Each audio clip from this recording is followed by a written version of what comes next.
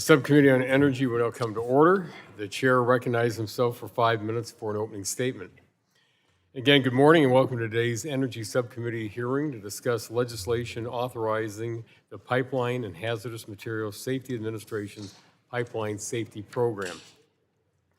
We welcome our witness, the Honorable Paul Roberti, the Administrator of the Pipeline and Hazardous Materials Safety Administration, or PHMSA, and thank him for appearing before us today. Your perspective will inform our legislative effort and update us on the administration's priorities for maintaining the safety of America's pipeline infrastructure and enabling the safe expansion of it. It's good to have a Senate-confirmed administrator leading this vital safety agency after the record-long vacancy under the Biden-Harris administration. PHMSA is an agency under the U.S. Department of Transportation, DOT, that develops and enforces federal safety regulations for the nation's pipeline infrastructure and the transportation of hazardous materials. PHMSA works closely with industry and pipeline operators to ensure the safe delivery of the nation's most abundant energy resources, from natural gas and crude oil to propane, jet fuel, gasoline, and other refined petroleum products. States also play an essential role in carrying out PHMSA's pipeline safety program, acting as boots on the ground to help inspect and oversee the safety of over 3.3 million miles of both liquid and gas pipelines in PHMSA's jurisdiction. In fact, states inspect and enforce the pipeline safety regulations for over 85% of the infrastructure in PHMSA's safety authority. Pipelines continue to be the safest and most efficient mode of transport for the energy of American families, and our economy depends on it. Reliable, affordable natural gas makes up almost half of our country's resource mix for power generation, and more than half of the American families rely on natural gas to heat their homes, cook their food, and power their lives. Pipeline infrastructure in this country is essential to ensure the safe delivery of energy to fuel our country. To advance PHMSA's mission to oversee the safety of our pipeline infrastructure, we will review the discussion draft before us today. And that draft legislation for us today focuses on safety, exactly as Congress originally intended with PHMSA's mission. This discussion draft reauthorizes PHMSA's for 5 years, enabling PHMSA to continue modernizing and enhancing its pipeline safety program. The draft would codify several important provisions to improve the efficiency and safety of the agency. For example, the bill would remove duplicative regulations that do not improve safety, clarify that PHMSA's cost-benefit analysis focuses on safety and not anti-energy agendas, reduces red tape, so special permit programs can efficiently focus on pertinent safety requirements, strengthen penalties for pipeline safety violations that impair pipeline operations, establish a voluntary information sharing program to advance good safety products among pipeline operators, and ensure that state damage prevention programs adopt best practices to reduce their leading cause of pipeline damage incidents. The United States energy system is at a turning point. We're witnessing unprecedented energy demand, not seen in decades, and demand is only expected to increase over the next several years, of which we've heard from almost probably every witness that we've had before us saying that we need more energy. Safe, efficient deployment and oversight of our gas and liquid pipeline system is key to providing reliable energy and power to American families. For too long, sound pipeline safety policy has been hijacked by the environmental left, intent on stymieing the pipeline expansion and limiting its massive benefits to our nation. I look forward to working with PHMSA's pipeline operators and relevant stakeholders to make sure the pipeline safety program is efficient, predictable, and focused on safety priorities that promote confidence and enable the safe expansion of our pipeline system. I hope to work with my colleagues on both sides of the aisle to advance legislation that provides for durable and focused safety oversight and appropriate to the pipeline infrastructure. Again, we want to thank you, Administrator Roberti, for being with us today. And with that, I yield back.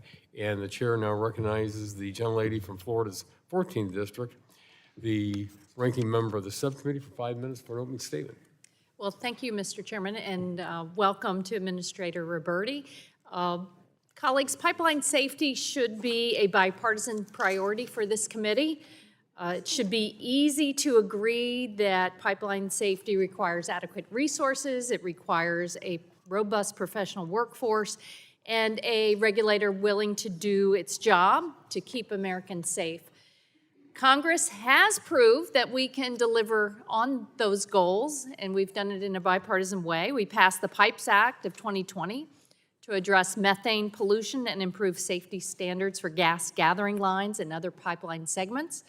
We followed that in 2021 with the bipartisan infrastructure law, which allocated $1 billion over 5 years for grants to help replace leak-prone gas pipelines. Today's hearing should be about building on those successes. Unfortunately, as with so many bills, our Republican colleagues have decided to bring through this committee. You're just not living up to your responsibility to our hardworking neighbors back home.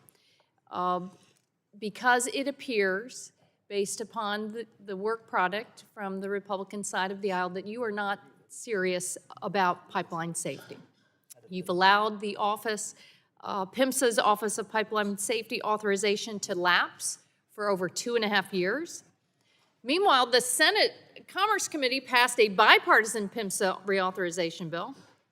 The House Transportation and Infrastructure Committee passed a bipartisan bill. But unfortunately, the Energy and Commerce Republicans have decided to write a bill without Democratic input, which only reflects the priorities of oil and gas polluters. This is not how we craft serious, durable policy. Colleagues, PHMSA needs reform, such as new authorities to regulate emerging technology like hydrogen and carbon dioxide pipelines. These are industries that Republicans say they support, but the bill is silent. It doesn't authorize any studies or rulemakings that would help us make these industries safer. PHMSA also needs resources, but this bill authorizes nearly $200 million per year less than the House Transportation and Infrastructure Committee has passed. PHMSA needs staff, which is why the House T&I bill authorizes an increase in the number of employees with certain subject matter expertise. The Energy and Commerce Committee bill does nothing for workforce development. It also is silent while the Trump administration has cut the number of employees at PHMSA by 14%, or they've declined anyway. Nearly all of PHMSA's senior career staff chose to leave rather than endorse the administration's actions. PHMSA also needs congressional oversight, particularly now. Pipeline safety enforcement was cut in half in 2025. PHMSA should hold dangerous actors accountable by increasing maximum penalties for breaking the law, but this bill does nothing to strengthen enforcement. Just last week, the president stood before Congress and claimed that he has rapidly ended high prices. That's not true, and our hardworking neighbors back home know this very well. Electricity prices are up 13% on average, but much higher in many places. The average U.S. household paid $116 more on their electricity bills last year compared to the year before. Many are paying more. Since Trump took office, utilities have proposed rate hikes of at least $92 billion. His illegal tariffs have cost hardworking Americans thousands of dollars. And amidst all this pain, the administration is trying to gut energy assistance and disaster relief programs. And now, based upon the war in Iraq, the future is very uncertain for the cost of energy. It looks like, again, the average working American and businesses that rely on consistent energy are going to be paying more. All of that is going to continue this affordability squeeze that I know my folks back home can't afford. None of it lowers costs, and none of this keeps Americans safe. Once again, the president is proving he has no solutions to real problems of hardworking families. If they're looking in the Energy and Commerce Committee, their time is probably better spent elsewhere, but hope springs eternal. I really encourage my Republican colleagues to work with us to develop a real PHMSA reauthorization bill that protects the American people, not just oil and gas interests. Thanks, and I yield back my time. Thank you. The gentleman yields back. The chair now recognizes the gentleman from Kentucky, the full committee chairman of the Energy and Commerce Committee, for 5 minutes for an opening statement. Thank you, Mr. Chair. Thanks for all this, Administrator Roberti, for being here. And my good friend from Florida used the term I was about to use, hope springs eternal. This is a discussion draft, and so there's opportunities for us to do this in a bipartisan way. We hope that we can. I would note there are a couple of provisions that were not included in our discussion draft because there were some concerns from the minority for them if they were included. So hopefully that's a signal that we want to do this in good faith and we want to work together, and hopefully we can get to a solution. So I would say look to the Energy and Commerce Committee. Hopefully we can work together to find common ground, but it has to be common ground. It can't be just one way or the other. So we appreciate that, and hope does spring eternal. We can work together. And we're not marking up next week. Discussion draft is before us, and hopefully the opportunity to come up with a bipartisan solution, because I believe if we can do it, they're more stable. It gives people more certainty.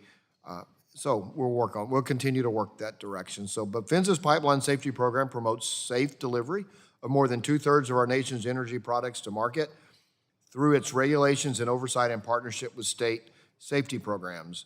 As we consider today's pipeline safety discussion draft and the work and priorities of PHMSA, we should not lose focus on the central role of pipelines. The energy supplied through pipelines, the safest and most affordable form of fuel transport, is vital for keeping our lights on, for heating our homes, and for making many of the products of our modern society relies upon. Pipeline infrastructure networks include about 2.4 million miles of natural gas lines serving 74 million American homes and businesses, and there are 500,000 miles of oil and natural gas transmission lines and the related storage infrastructure which serves communities, manufacturers, refiners, and transportation sector.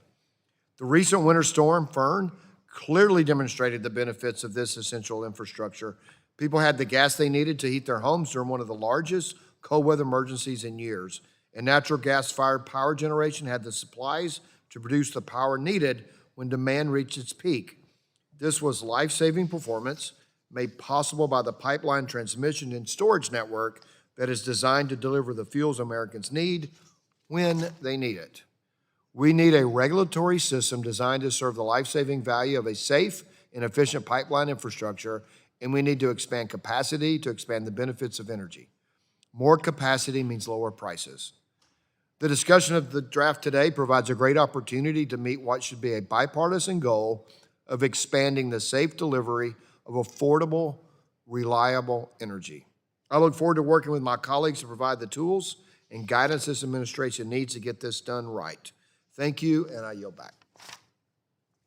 Well, thank you very much. The gentleman yields back. The chair now recognizes the gentleman from New Jersey, the ranking member of the full committee, for 5 minutes for questions. Or, I'm sorry, for an opening statement. Thank you, Chairman Latta. We're here today to discuss the Republican proposal to reauthorize the Pipeline and Hazardous Materials Safety Administration's pipeline safety activities more than 2 years after the last authorization, the PIPES Act of 2020, expired. It's disappointing to me that Republicans are once again choosing to go it alone on this reauthorization because bipartisan cooperation is necessary to get any reauthorization across the finish line. And that's exactly the approach that both the House Transportation Infrastructure Committee and the Senate Commerce Committee have taken, working together and producing bipartisan bills.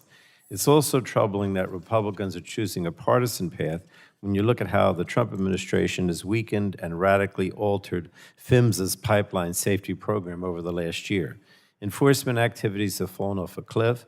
The number of pipeline enforcement cases opened last year was roughly half of the average during the prior 4 years. And instead of focusing on safety in the first weeks of the Trump administration, PHMSA withdrew 2 ready-to-be-finalized safety rules required by law and has yet to reissue them.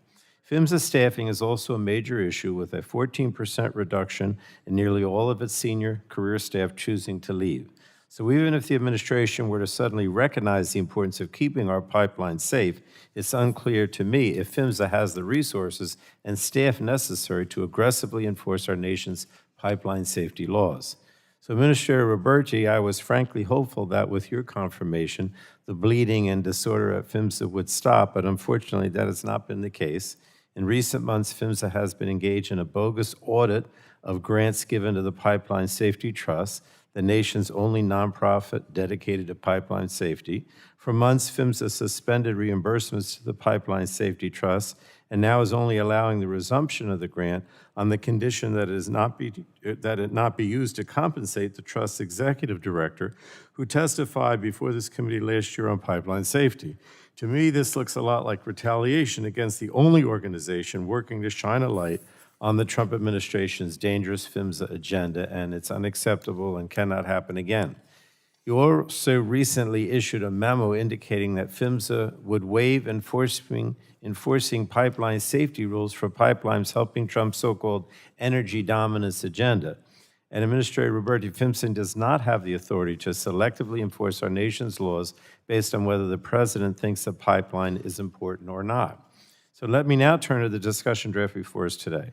This draft represents a marked improvement over the version that committee Republicans proposed last Congress. It no longer contains a number of provisions that Democrats had identified as poison pills and were completely unrelated to pipeline safety.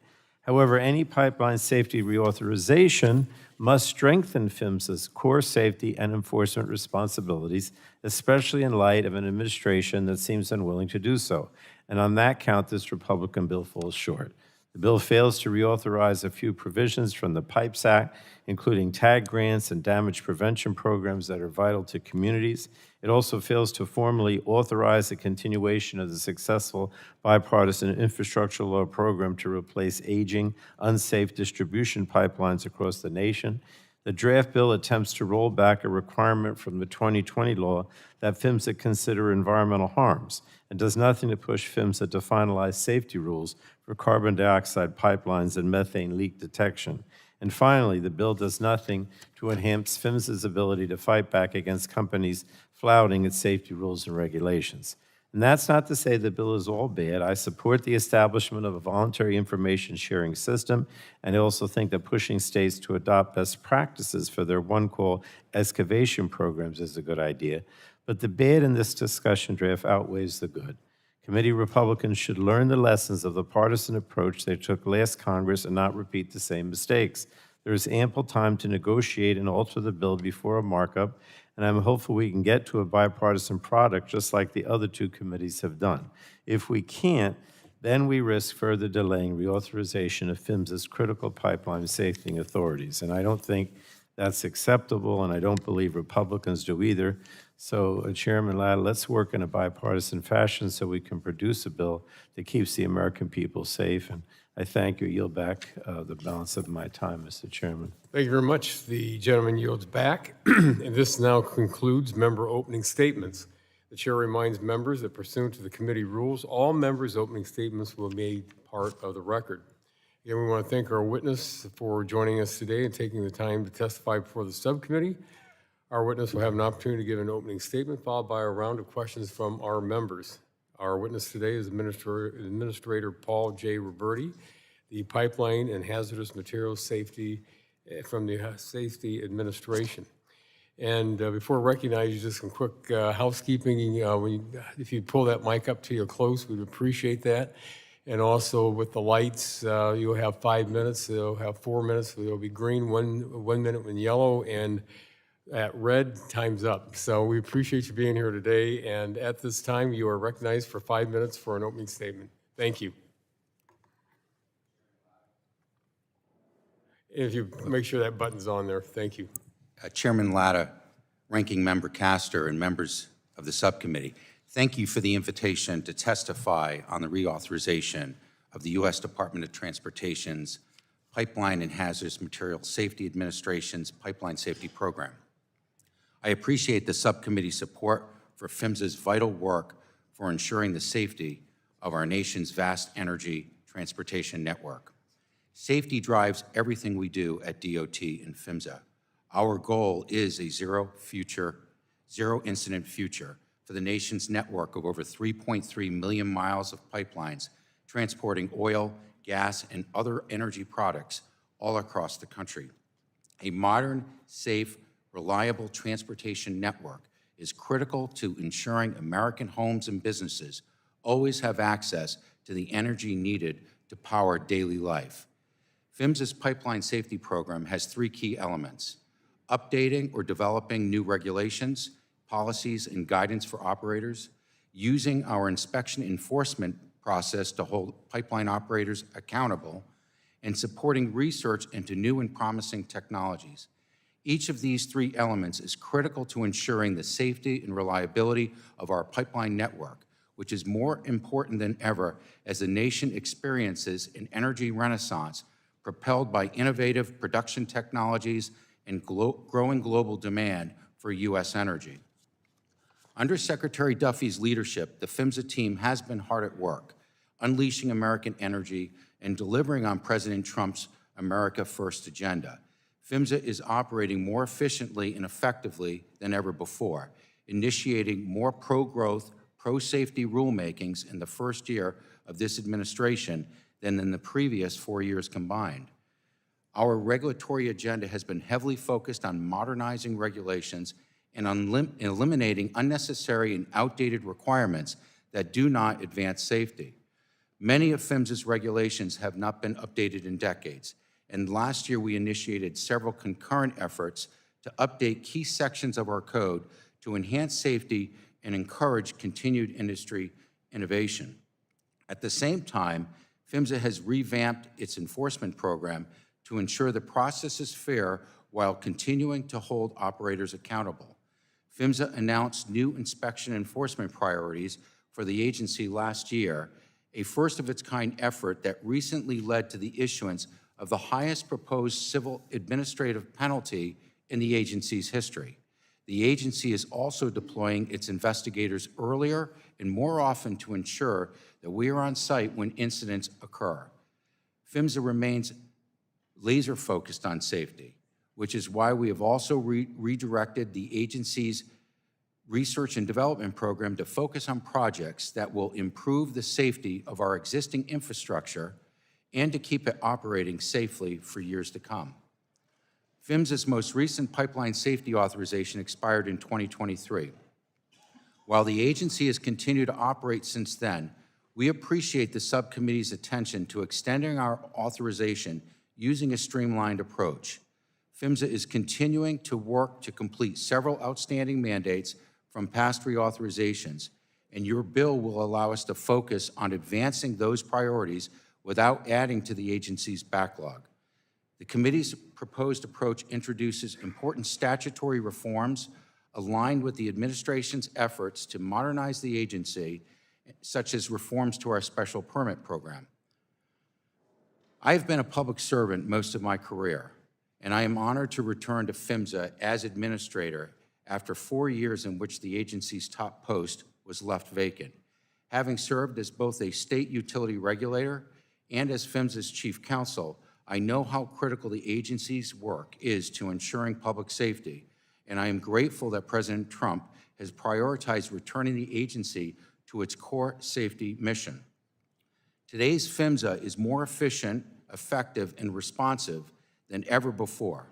I am grateful to the dedicated PHMSA staff for their hard work keeping the American people safe and ensuring affordable domestic energy is available where it is needed.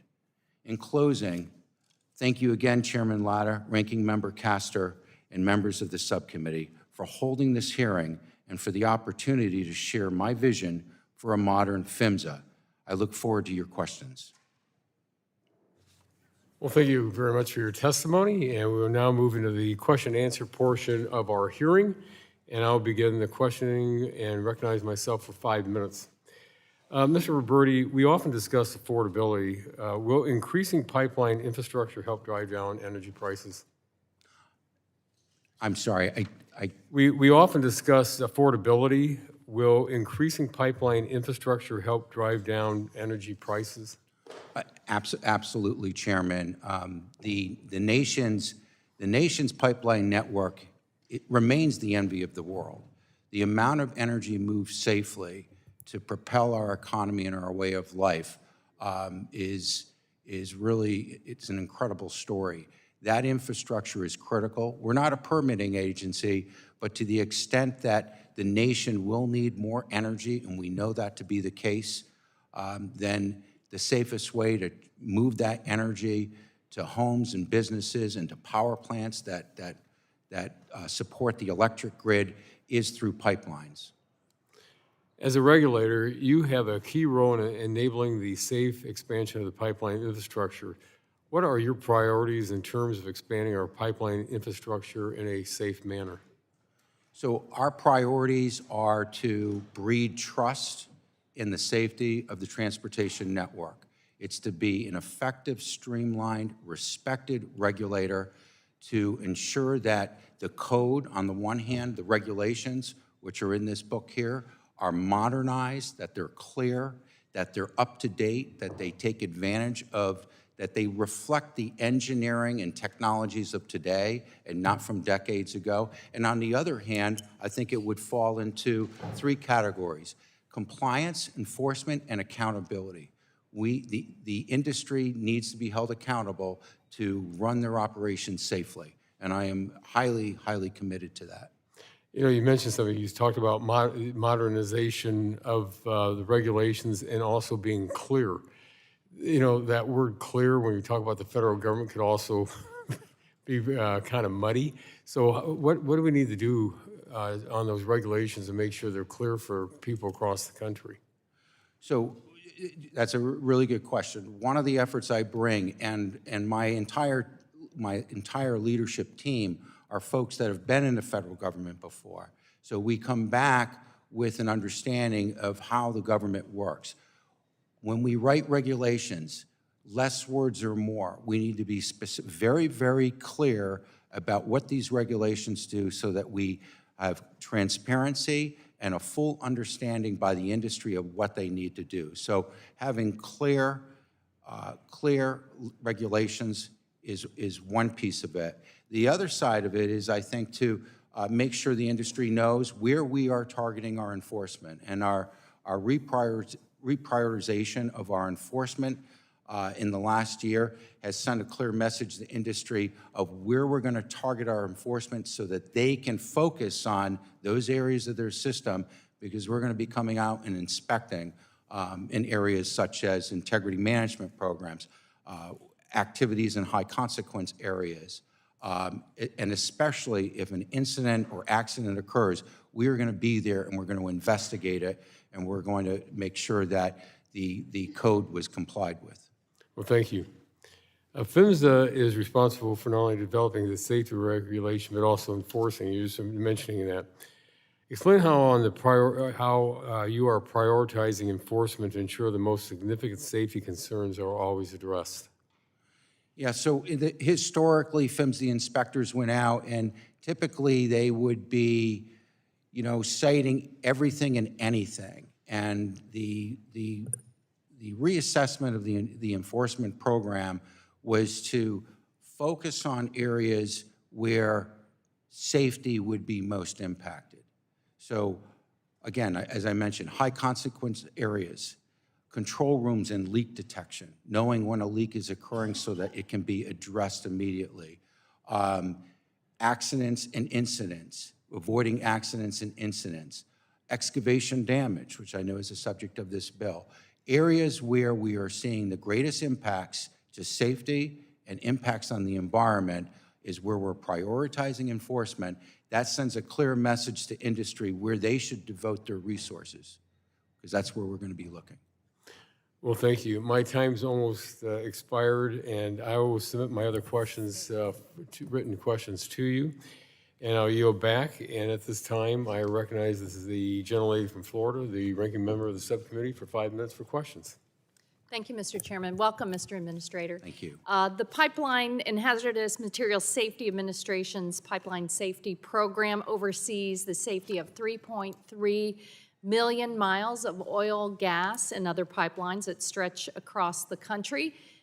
For most Americans, it's out of sight, out of mind, which means that the responsibility of your agency is particularly important to ensure the safety of the American public and our businesses.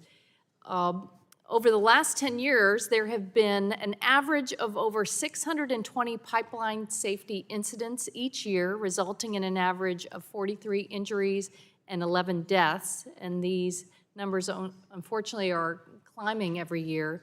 Last April, a pipeline explosion in Missouri killed a 5-year-old child.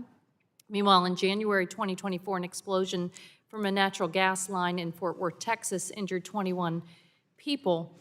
I heard you answer to the chairman, and I know you said in your Senate confirmation hearing that safety is going to be your top priority. Is that right?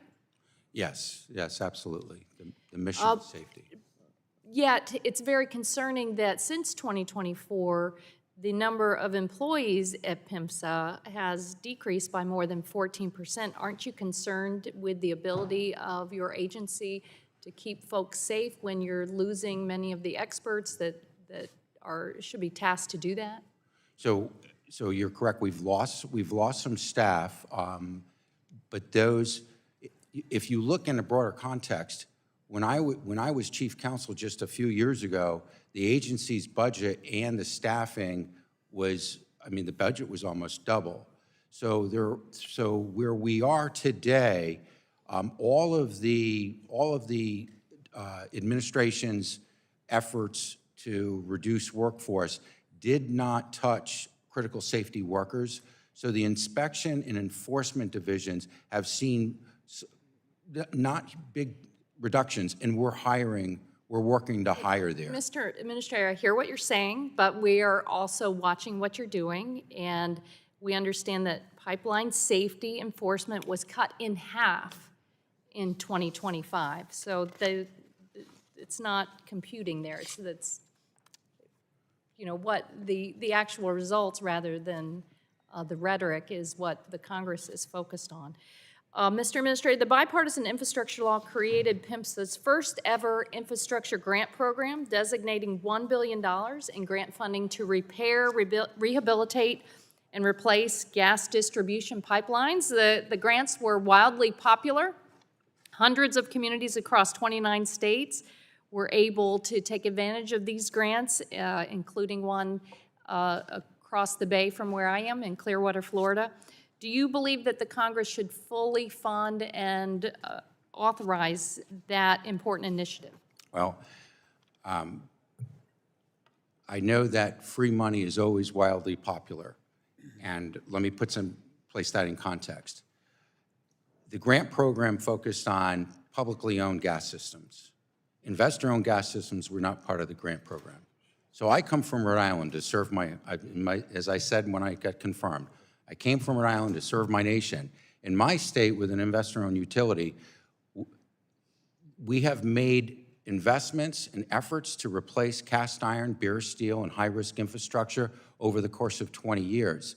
So the big issue for Congress, and we will implement whatever program effectively that you decide to fund, but the big issue is an equity issue. Should states that are paying for the replacement of aged and leak-prone pipelines, which they have an obligation to do, which we need regulators, economic regulators in those states to require capital programs to systematically replace aged infrastructure. Should those states that are doing it now bail out states that haven't done it? So is your answer a no? You don't support reauthorization of that very popular grant program to repair, rehabilitate, and replace gas distribution pipelines? I just raised the equity issue, but if the Congress in its wisdom decides to continue that program. You said safety is your overriding concern, and you do not support, or would you support it with change? Is that what you're saying?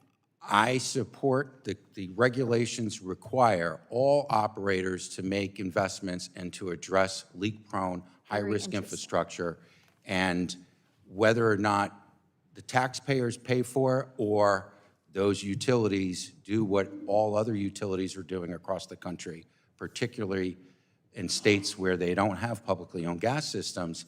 You get to the same place. It's just a question of who pays for it. Thank you very much. The gentleman, lady's time has expired. The chair now recognizes the gentleman from Kentucky, the chair of the full committee, for 5 minutes for questions. Thank you, Mr. Chair, and thank you, Administrator Roberti, for being here. I want to build off your comments in your testimony about operating more effectively than ever, initiating more pro-growth, pro-safety rulemakings. So our pipeline system, with its life-enhancing and life-saving energy delivery, is essential to a strong and safe society. So my questions are, how do you see your safety priorities enabling the safe expansion of pipelines and not unnecessarily limiting their benefits? And how should we incorporate that vision for not unnecessarily limiting benefits of pipelines into our discussion draft? We want to make sure we're safe first and foremost, but also not limiting. So, thank you, Mr. Chairman, for the question. We're not a permitting agency. Decisions about whether pipes get permitted are either with the federal government, or if it's interstate, and with the states. But the extent those pipelines exist, we're going to make sure that our rules in terms of the specifications for the design, the construction are clear, that they are enforced, that the pipelines are operated safely in accordance with our code, and to basically not be distracted. One of the observations I've had, and you look at prior reauthorizations, is that there are so many reports and efforts that seem to become a distraction to the agency to focus on its core duty to inspect and enforce compliance with the code. So I think that in some sense, in my view, as a federal agency, less is more. Instead of more mandates and more studies and more looking for opportunities for fuel conversions that may be, futuristic technologies, we need to focus on what I think is the bread and butter of this agency, which is compliance, enforcement, accountability, modernizing the code, and dealing with the outstanding congressional mandates that Congress has Do you have put upon the any agency. examples of proposals or anything that might distract you from being able to do what you think is the core mission, which we think is ensuring that people have safe pipelines? Well, one of the big, giant differences from the last administration to this administration was not the distraction of converting the agency into more of an environmental regulator focused on long-term effects on climate change rather than focused on what is really the pure safety mission of maintaining and keeping the product in the pipe. So we're looking for, real impacts on safety, real impacts on the environment, discharges of oil into rivers or fields. That's where the core safety mission lies. And so when we tried to expand when the last administration expanded the agency to do many of these things really were outside the scope and more in the realm of an environmental regulator, I believe that it diluted and distracted the agency and its workforce from that core mission of safety. Okay, thanks. So, unfortunately, we have to have enforcement actions sometimes, and it's good that you're there. So if you talk about publishing your enforcement priorities, how does publishing enforcement priorities and related data help to deter unsafe operations? Well, our hope is that by telling operators where we're going to be focusing, they're going to be more diligent and put more resources into those efforts.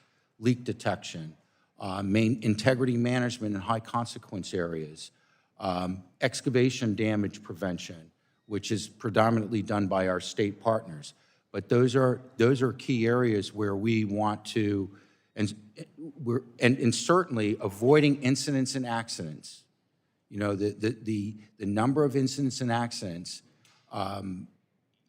that is always going to be a warning. We're trying to achieve a zero incident future. Pipelines are by far the safest mode of transportation, but one fatality or one major accident is one too many, in my opinion. Okay, thanks. So you talk about state damage prevention programs, and what are your thoughts on the importance of those programs, and would this provision help remove the largest cause of pipeline incidents? Yeah, so when you look at the number of incidents in 2025, when you look at the incidents, there were 25 fatalities. 80% of those lie within the jurisdiction of our state partners, where we don't have primary jurisdiction, but we use our state partners because those are the local gas companies. Of those, so 80% of the 25 were within states and local utilities. Of that, 30 to 40% are related to excavation damage. So one of the highest public safety impacts is in this area of excavation damage. And I believe that these And provisions... I'm sorry, the gentleman's time has expired. Thank you, Mr. Chair. I'll yield back. Thank you very much. The chair now recognizes the gentleman from New Jersey, the ranking member of the full committee, for 5 minutes for questions. Thank you, Chairman Latta. Administrator Roberti, as I mentioned in my opening statement, I'm concerned about the reduction in pipeline safety enforcement activity at PHMSA last year. And according to your own data, last year PHMSA opened roughly half as many enforcement cases than it did on average during the Biden administration. And as of Monday, PHMSA has only opened 10 enforcement cases this year. Now, during your confirmation hearing and also today, you stated that you wanted to assure the public that pipelines are safety, but I think PHMSA's actions speak louder than your words, frankly. So let me ask you, why did enforcement decline so dramatically last year? And can you commit that the amount of enforcement cases PHMSA initiates will rebound to typical levels this year? Yeah, so many of the numbers in the period of time that you're referring to were before I came on as administrator. I realize. I have, within this agency, if you ask anybody, they will, if you ask anybody in this agency what I talk about, they will know the 3 words that I talk about: compliance, enforcement, accountability. Right, but what I'm asking you is... And I think in the last few months, you've seen that. The highest administrative penalty that we rendered at the close of the year for $9 million for an operator that spilled a significant amount of oil into the Gulf of Mexico, we took action. That was at my direction. No, I appreciate And I expect that Chairman, I expect that will continue. I just want to be sure, and I'm not asking for a specific number, but I just want your commitment that PHMSA will rebound in terms of the number of enforcement cases in general. There'll be a rebound to typical levels, that's all. Can you say yes or no? Yes, Okay, I do expect that to rebound. And I would note that for 2025, the level of fines actually was the highest in the history of the entire agency because of those late-year activities. All right, thanks. Now, I also wanted to discuss a notice of limited enforcement discretion that PHMSA published in January. And my concern is that this is essentially a blanket waiver of all safety rules for gas and hazardous liquid pipelines in order to address what I consider the president's phony energy emergency. So let me ask you, why should Americans have trust in the safety of pipelines if you're announcing that pipelines that benefit the president politically won't be subject to safety standards? Because that's how I look at this notice of limited enforcement discretion. No, I appreciate your question and your concern. Though that effort can only happen, an operator can only achieve enforcement discretion with a demonstration that safety will not be undermined. How do they do that? We will ensure, we will look at the circumstances in which the operator has stated that there is an emergency. Now remember, we're talking about a situation where there may be an energy emergency where the ability to move product may mean the difference between whether a community is able to heat their homes at night. So there are corresponding safety and reliability issues that would be taken into consideration here. But if we're not satisfied that enforcement discretion or a special permit is appropriate because it will undermine safety, that permit will not be issued. Okay. And at any time we find evidence that, or we have a concern about safety, we'll revoke that. All right, I appreciate it. Let me just ask you one more question. Has PHMSA done an analysis of the financial benefit pipeline operators will gain from the waiver we just discussed? From that waiver, no, I don't expect it to be used unless there are serious exigencies that warrant a strong public need to assist communities because of a deprivation of energy supply where we need to find ways, similar to if there's a major storm or hurricane, we may, on the hazmat side, waive hours of service requirements in order to get product to gas stations or to heating oil to homes. It's in that context. It would have to be a I mean, my demonstrated concern, and I'm not going to issue anything more, my concern is that this waiver jeopardizes safety and essentially pays the profits of pipeline companies, you know, at a time when energy bills are skyrocketing. But I appreciate your response. Thank you. Thank you, Mr. Chairman. Thank you. The gentleman yields back, and the chair now recognizes the gentleman from Alabama's 6th District for 5 minutes for questions. Thank you, Mr. Chairman. Administrator Roberti, the U.S. officially initiated its departure from the United Nations Framework Convention on Climate Change, which helped drive the Biden administration's climate agenda. Does this reduce spending on enforcement in the climate area, in this area, that can be used more effectively for other priorities? I missed the end of the question, I'm sorry. I'll try to speak better English. I'm from the South. Does this reduce spending in that area, enforcement on the Biden climate agenda? Does that free up funding that can be used more effectively for other priorities? Yes, I do think that. I do think that the expansive focus on things beyond direct But it impacts. doesn't mean that you're negating any responsibility for taking care of the environment and safety issues. It doesn't. No, Okay. not at all. Let me not ask at you all. something else. How important is private investment for improving the nation's network of pipelines? And do we need new pipelines to replace old ones to meet the nation's energy needs? Well, that is a great question. I mean, the beauty of the American system of the network of pipelines that we rely on, for the most part, is funded by private capital because we have so that regulatory is- institutes. Private investment is very important. Extremely important. I well, think let me it's ask the you best this. way. We need additional pipelines. We're going to have a major increase in investment in energy and processing, refining critical minerals, rare earth elements. Are you concerned that the Keystone XL reversal signaled to the private market that another pipeline project or another major project could be canceled as a political act, even after years of work and major sunk cost? Well, to the extent that the presidential permits, one administration can, there's a clause in each presidential permit that allows it to be rescinded. It's not good policy to do that. Well, that should cause private investors to be concerned. It will increase the cost of pipeline because Absolutely, yes, it will. That's a because risk. of the risk mitigation that you would have to look into. Are you, is PHMSA coordinating with other agencies to ensure reliable pipeline cybersecurity?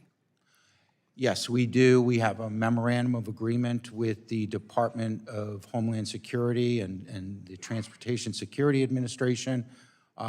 We work closely with FERC. We'll engage with our DOE partners and get briefings from the FBI. And Do you have any jurisdictional conflicts at the federal or state level? the jurisdiction really resides in CISA at the Homeland Security Department and in TSA. But being that we have so many inspectors that are out in the field and in control rooms, we try to coordinate with them so that we can help assist in achieving their ends.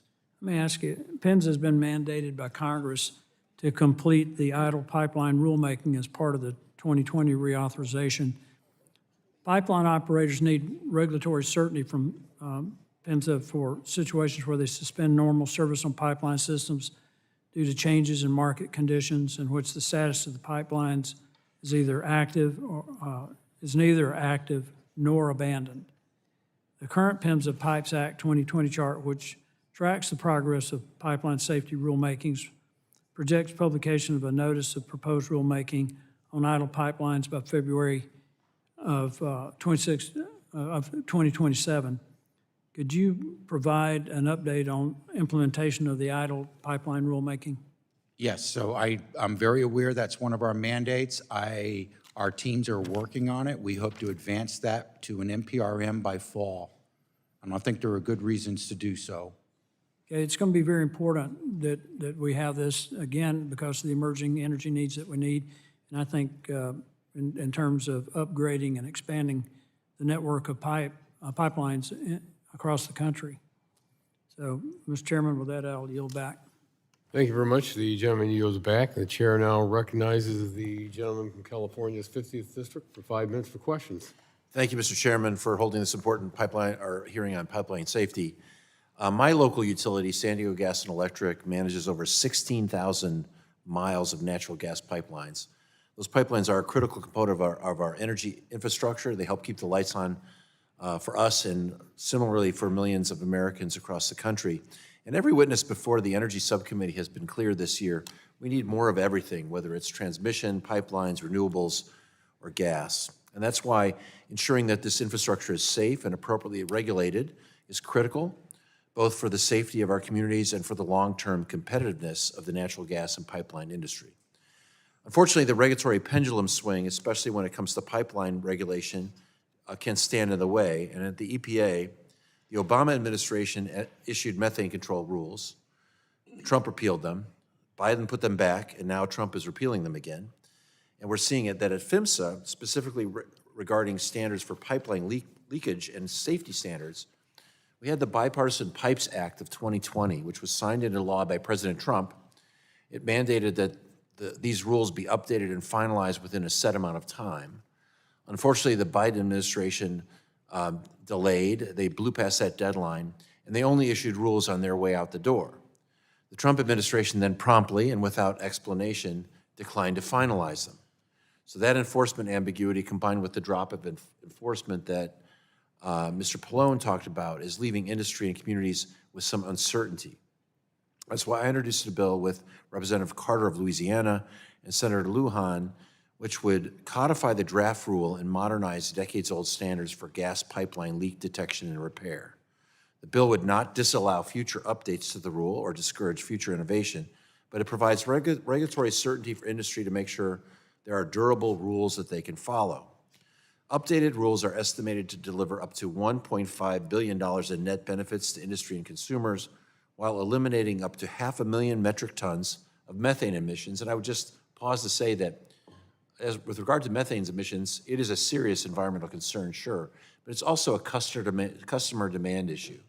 The reason that so much innovation has happened around methane in the United States is not because of government regulation, but because of consumer demand from places like Korea, Japan, and the EU that want clean gas, and American gas is cleaner because of that consumer demand. We should be proud of that, and we should be calling it out. But addressing the fugitive emissions from oil and gas operations is one of the most effective ways to protect public health while keeping America's energy sector globally competitive. So, Mr. Roberti, does PHMSA intend to issue and finalize an updated leak detection and repair rule? We do. That is on the list of mandates. When this administration came in, it was proposed rule. It had not been submitted to the Federal Register. Across all departments of government, all of those rules were pulled back for further examination. We're examining that. I want to get these mandates done. I intend to. That is on our list. Do you have a sense of your timing for that?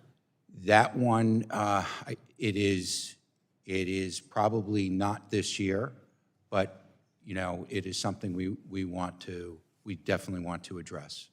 So the majority's draft that we're discussing today would disallow the administration from considering the environmental benefits of issuing pipeline safety standards, including leak detection and repair. Can you explain what environmental benefits PHMSA does consider when it updates standards, and how do you balance between the economics, safety, and environmental benefits of rules? Yeah, so, you could, in the academia world, you could make all sorts of arguments on the nexus to the environment, the nexus to safety, but at some point you draw limits about where is the proper nexus for the execution of the agency's mission. And our view is, Yes, we don't want methane leaking out of any pipes. Containment of all products that are moving through pipes, it's essential that we have containment. But as we address how to implement the rule, we want to be sensitive to available technologies, what's cost effective. I would say at the top of it, leaks in high consequence areas are critical that they not exist, that they be detected, because public safety is at risk. Leaks of our liquid pipelines, where there's a potential leak to a river or into the environment, those are high priority. But I think this administration's policies, it's much less, it's a tenuous link to the climate change. I'm going to run out of time, but I would just say that maintaining protection against leaks has environmental benefits. I hope that doesn't scare you off from doing it, and I yield back. Thank you. The gentleman's time has expired. The chair now recognizes the gentleman from Georgia's 12th District for 5 minutes for questions. Thank you, Chair Latta, for holding this important hearing to discuss pipeline safety authorization, reauthorization legislation. This is not only a national security issue, it is a serious economic issue. For example, we've got wells capped because we have gas. We can't burn it off, and we need to get in a pipeline. And plus, we've just had the coldest winter in recent memory that I can recall. And because of the past policies, the war on fossil fuel, everything was driven to electric generation, and now we have all this gas that is much more efficient. In fact, heat pumps don't work when it gets below 30 degrees, so you're sitting there using strip heat 90% of the time to heat your home, and that is not efficient at all. But we've got to get this done, and I want to thank you for your efforts in making sure that we move forward and dominate in this energy production. Building up our pipeline capacity is critical to delivering this affordable energy to our constituents across the country. And obviously, pipeline safety is critical. And we want to do everything we can to make sure that we do the right thing environmentally and otherwise. But like you said, there's this nexus, like to what extremes do you go to and that sort of thing. And obviously, safety is important. With this in mind, Administrator Roberti, can you describe the important role of a cost benefit when considering these regulations that are imposed on you? Thank you for the question. A cost-benefit analysis, if you look at any regulation, and all good public policy must look at technical considerations, economic considerations, and the benefits. There must be a cost-benefit analysis is what I think is fundamental to good government, to good regulation. So these requirements stem all the way back. There are presidential executive orders still in place today from prior presidents. I think it's Executive Order 12886, I think is the number, which drives the use and the requirement that executive agencies use cost-benefit analyses. So they're good. Now, there's an overlay in the Pipeline Safety Act. Either way, we're doing that as I think, an essential component of developing regulations that make an appropriate balance between the cost and the benefits. Right. Well, there's a lot of concern about affordability, particularly since we had such, if you were born after 1982, you never saw inflation in this country until the Biden administration took over. So, affordability is critical to our people. The discussion draft would and obviously Congress has done a lot to deal with regulation and looking at everything, and like I said, cost benefit, what is it doing, and how much does it cost? How much does it cost the American people?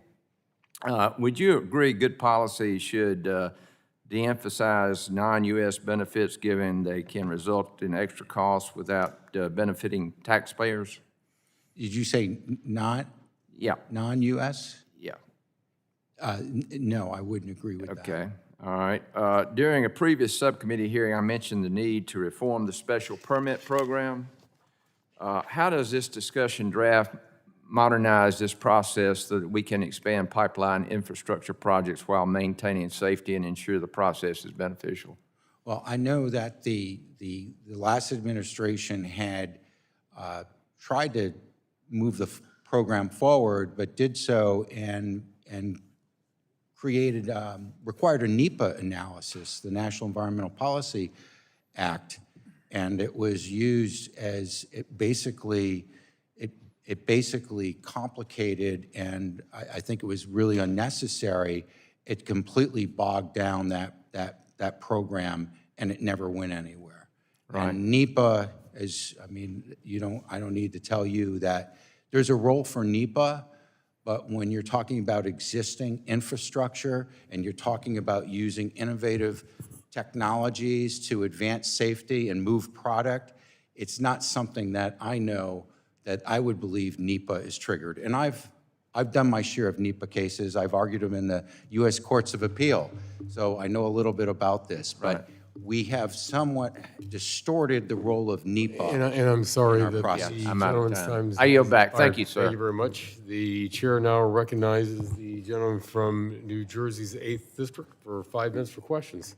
Thank you, Chairman. Pipelines are everywhere. They're buried under our schools, recreational areas, drinking water sources, and our neighborhoods. When pipeline incidences happen, they happen in our communities, where we live, where our kids go to school, and they have serious, sometimes fatal consequences in our communities. That's why pipeline safety is critical.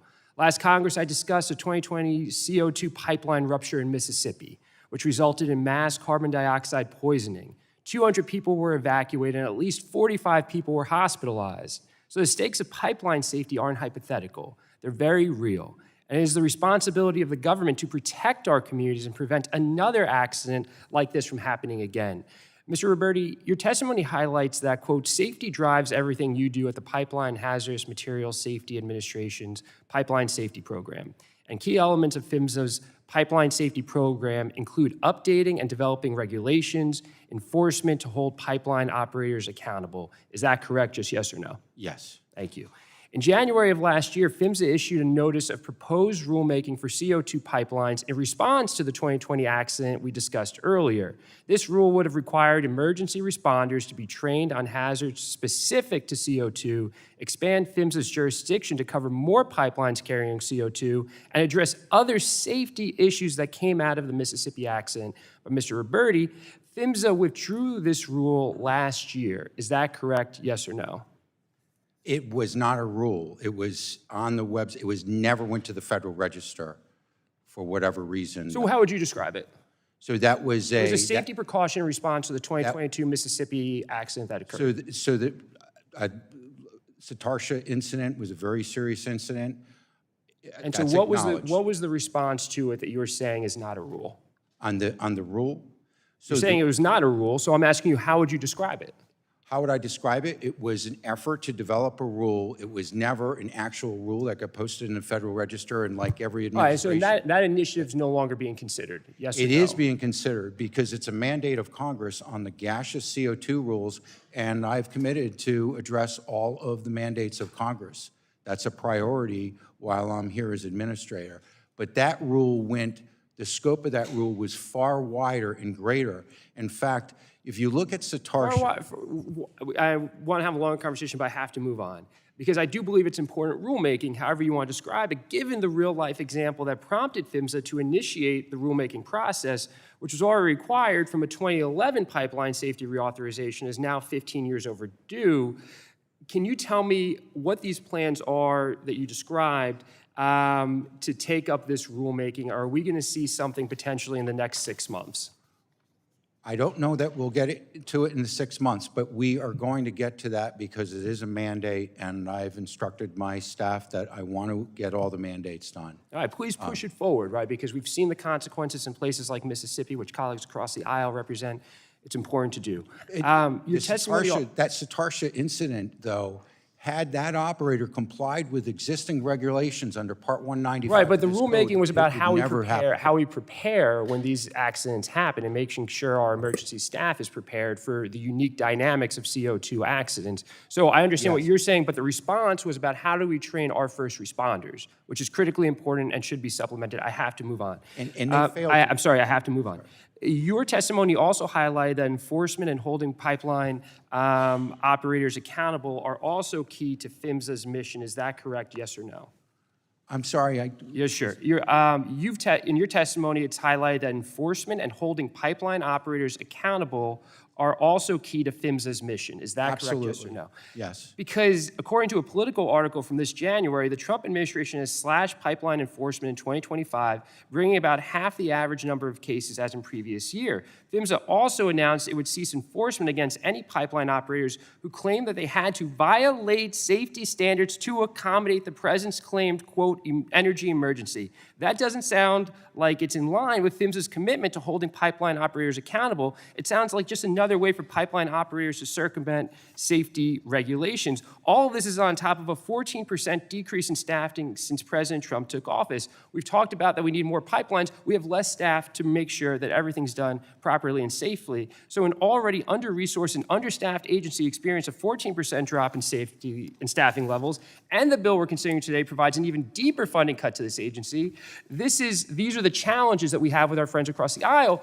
We know that this can be done in a bipartisan way. Our House T&I committee has shown that we can do it. We should follow their lead instead of making this a partisan pursuit and furtherance of the president's failed policies. I yield back.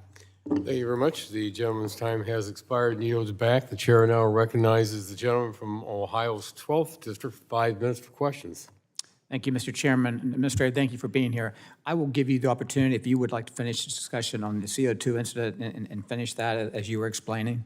Oh, well, you know, the Satarsha incident, I know, was a very serious incident, and we deployed investigators to that incident, and it resulted in a $2.8 million fine because of the failure of that operator to do what's already required in Part 195 of our code, which covers liquid CO2 pipelines, and they failed to take into account the risks of storms, erosion, geohazards. They failed in the execution of their integrity management program responsibilities and also the communication with emergency responders. And we held them accountable with that fine. So that's why we get into a debate. How much do the regulations need to be? How many more words do you need in this code for requiring conduct that's already clear? And that's why I believe enforcement and accountability is the absolute top priority for this agency, for me, for Secretary Duffy, and we are going to hold operators accountable because had they followed the code, that incident should not have occurred. Thank you very much. Appreciate that response. I'll move on with my question. The draft legislation we're discussing today includes language clarifying that in-plant piping system, which are part of a larger refining and production facility, are regulated by OSHA and PHMSA. Administrator, last July, your agency issued a notice of proposed rulemaking to exempt in-plant piping systems. In the notice, PHMSA reorganized that applying overlapping regulatory programs to in-plant piping system often results in uncertainty and compliance issues. Sorry. Can you discuss how this overlap can make it more challenging for operators to maintain safe operations? Well, yes. So we've moved that rule. We see that it's embedded in the draft bill here, and we think it's a good thing. And I'll tell you why. Because there was ambiguity over the course of decades who had jurisdiction. One thing I've always seen in government, and to this day we still deal with this, you have multiple agencies. It's good government for agencies to know their swim lanes and have clarity for the industry who regulates. And so in-plant piping, OSHA for the most part does refineries and on-premise piping like that, and we wanted to clarify, kind of make it pretty clear that this would be an OSHA responsibility. They would handle that. and that way operators know who's responsible for regulating. All right, thank you. PHMSA's notice of proposed rulemaking noted that OSHA's regulatory programs provide an equivalent level of safety to PHMSA. Would you agree with that assessment? I would. I've met with, I've had some high-level meetings with OSHA to coordinate on their approach to some of their regulatory methodologies, and they seem to be very good. Thank you. Lastly, can you provide an update on where the rulemaking stands and when PHMSA may issue a final rule? On the in-plant piping? Yes. That is moving through. I don't know, as I sit here right now, the precise timing, but we can get you that information. I Be appreciate glad to follow up. Okay, thank you. And I appreciate your attention. We got to be conscious of our time here. I appreciate your attention to supporting the safe expansion of America's LNG export capacity. At the direction of Congress, last year, PHMSA issued an advance notice of proposed rulemaking to modernize federal standards for LNG facilities.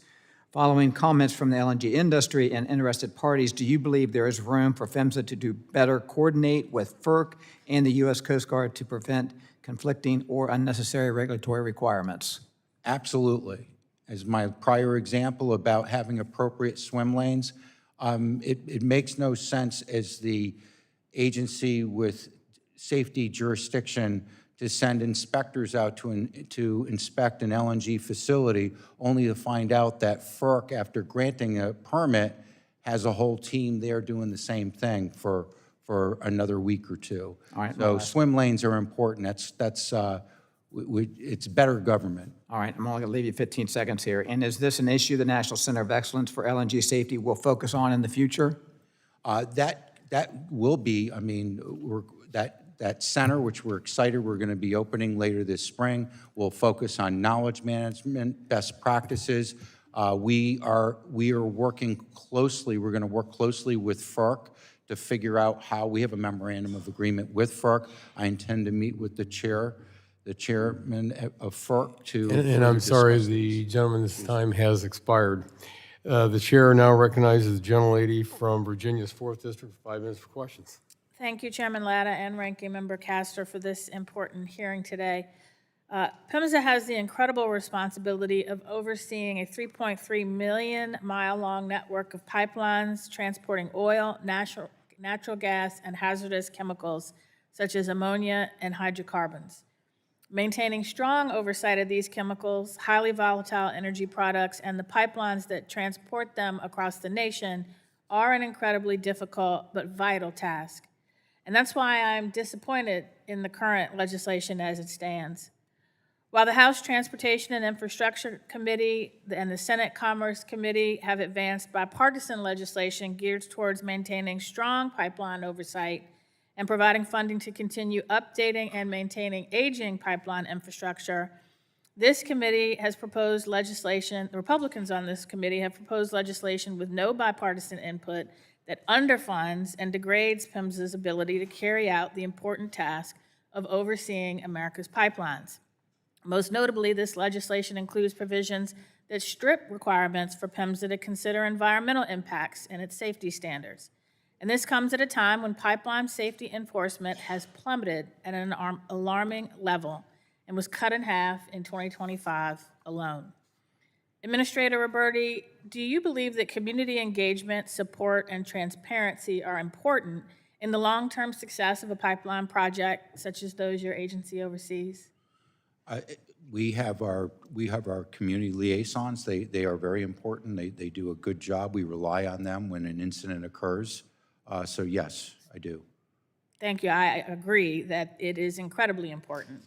And yet this administration is cutting enforcement activity, and the bill further attempts to strip PHMSA of its ability to consider environmental impacts in issuing safety standards.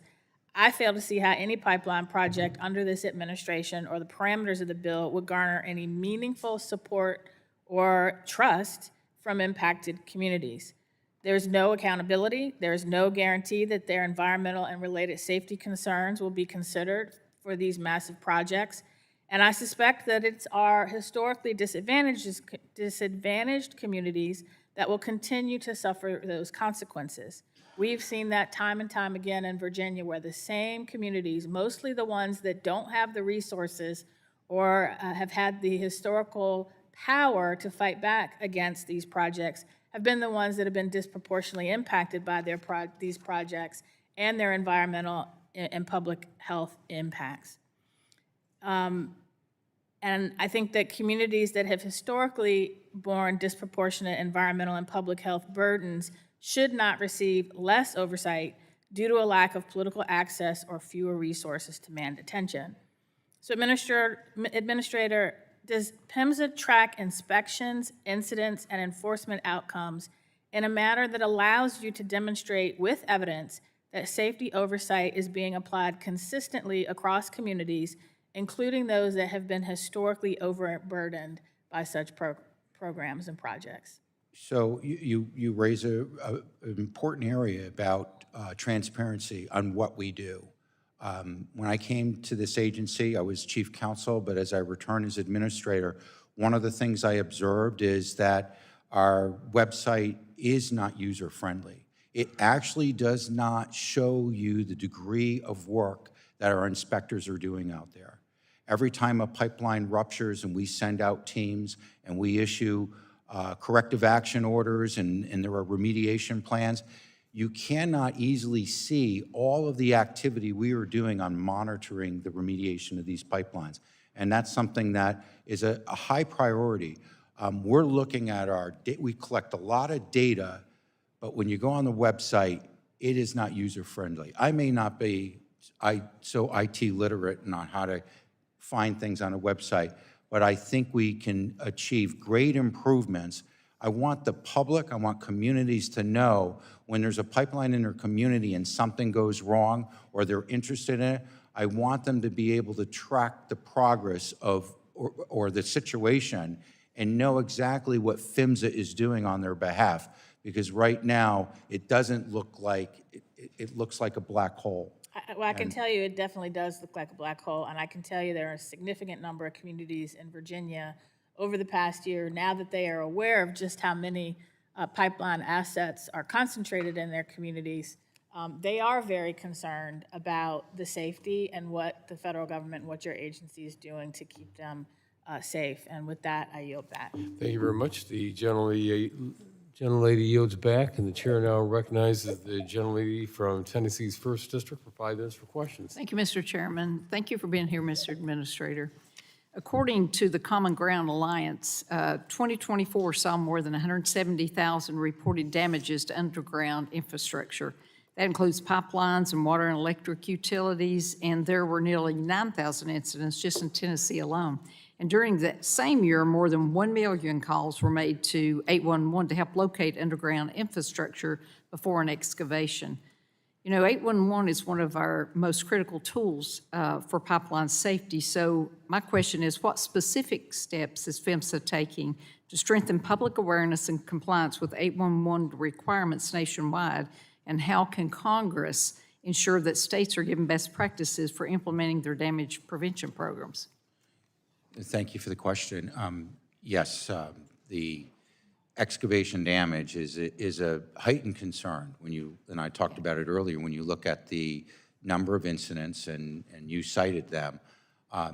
We rely on our state partners. We, through the funds granted to us from Congress, we issue one-call grants to our state partners and excavation prevention programs, but they're small dollars overall when you consider it. A lot of the jurisdiction still resides in states. We try to leverage the grant program as a way to achieve best or better practices from certain states. I've witnessed in my experience, I think it is a patchwork of there are leaders and there are laggards and across the country.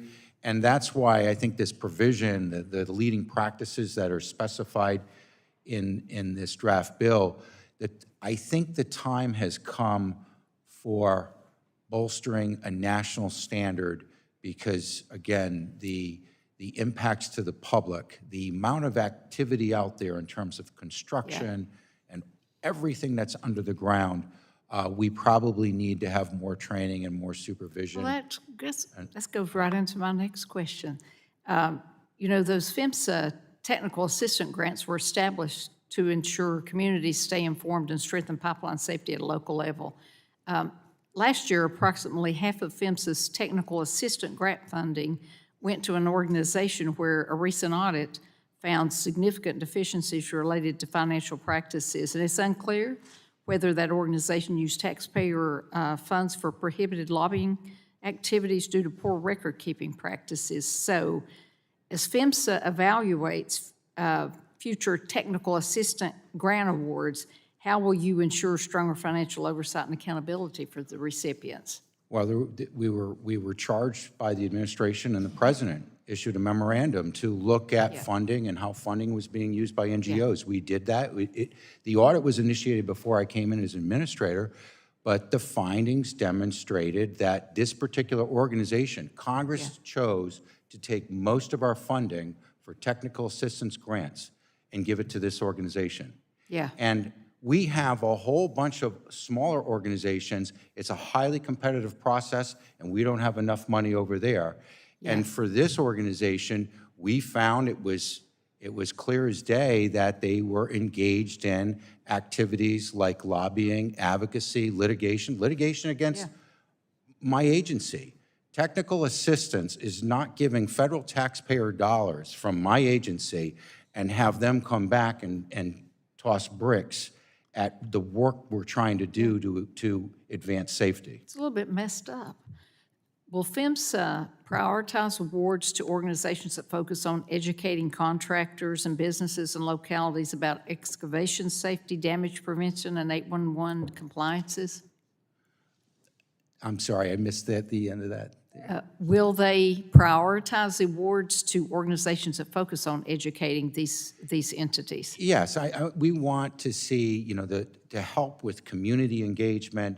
We want to use these dollars to increase awareness about pipelines, help communities, help emergency responders know what's out there, how to deal when we have an incident or an accident. That's good use of these grant dollars. And we're going to continue requiring that. In fact, all of our grants, we didn't just, there was an allegation that we picked on this particular grantee.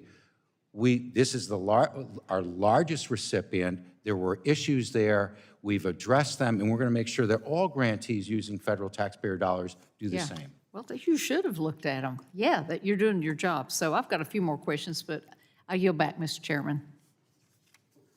The gentlelady yields, and now I'll call on Ms. DeGette from Colorado for her line of questioning. Thank you, Mr. Chairman. Administrator Roberti, is it true that PHMSA published a rule to limit the types of conditions that can be included in special permits in September of 2025? So we revamped our special permit program. Yeah. One of the things we found was that the special... Wait, I didn't ask you what you found. I asked you, is it true that you published a rule to limit the types of conditions that can be included in special permits, yes or no? I'm not aware of that. You don't know. Okay, well, so the bill, yeah, here it is. So, Mr. Chairman, I'd ask unanimous consent to put that rule into the record.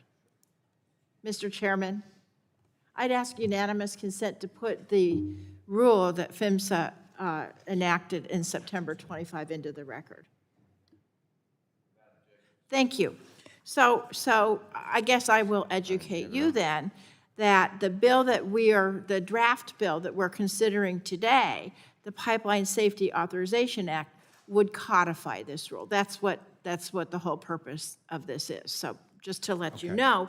Now, in the notice of proposed rulemaking, it specifically cites criticism from the Interstate Natural Gas Association of America, INGA, about PHMSA's practice of adopting numerous conditions and special permits. Is that correct? There was a practice to add all sorts of extraneous, superfluous conditions that were intended to prevent innovation and prevent So it's specific, do you know whether it specifically cites that criticism from Inga about that practice? I'm not aware of that. Okay. Is it true that several of your current colleagues used to work at Inga, including your deputy administrator, Ben Kochman, The deputy administrator did work there. at Inga? And so would you agree with this statement? It's important to keep a strict bifurcation between regulators and their former employers so as not to create a conflict of interest? Well, I think I would view it differently. Okay, so you don't think that you'd have... you Mr. Kochman, like all of us previously worked at PHMSA.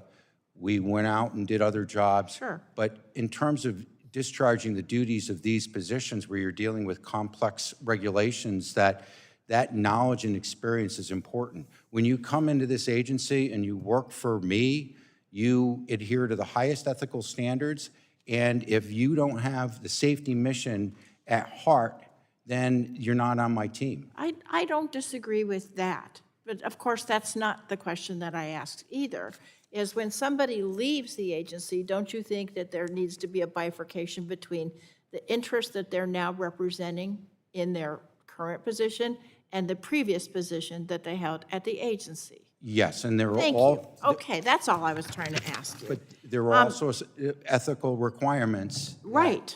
And it's done Absolutely. by career officials. Great, okay, You so, wouldn't get away with doing anything unethical in the government.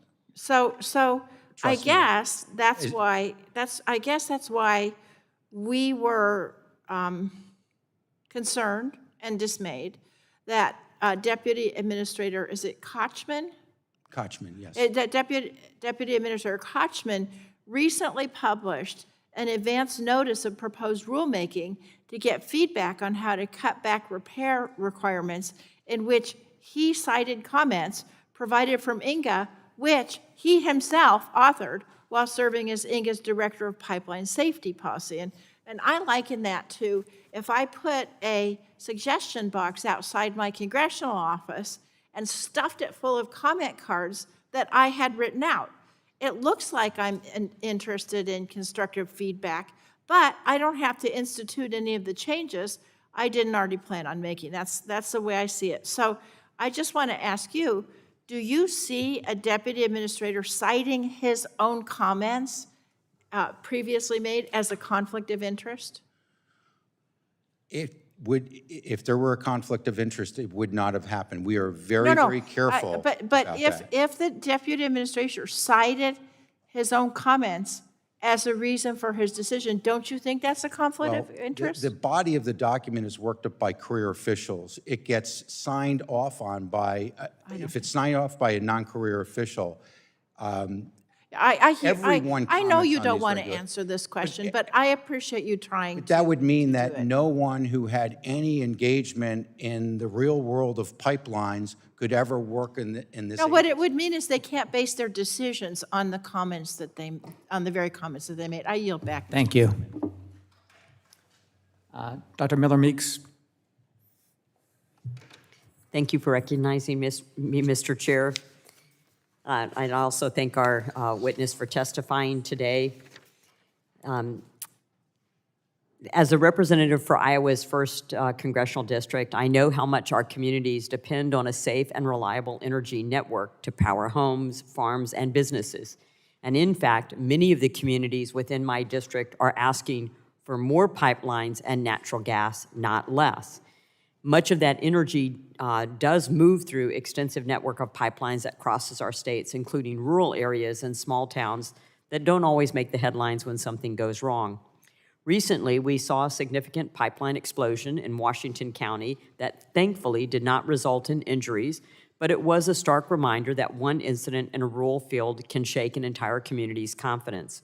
Our constituents want to know that the rules and oversight in place today match the risk and technologies of today, not of the world 40 years ago.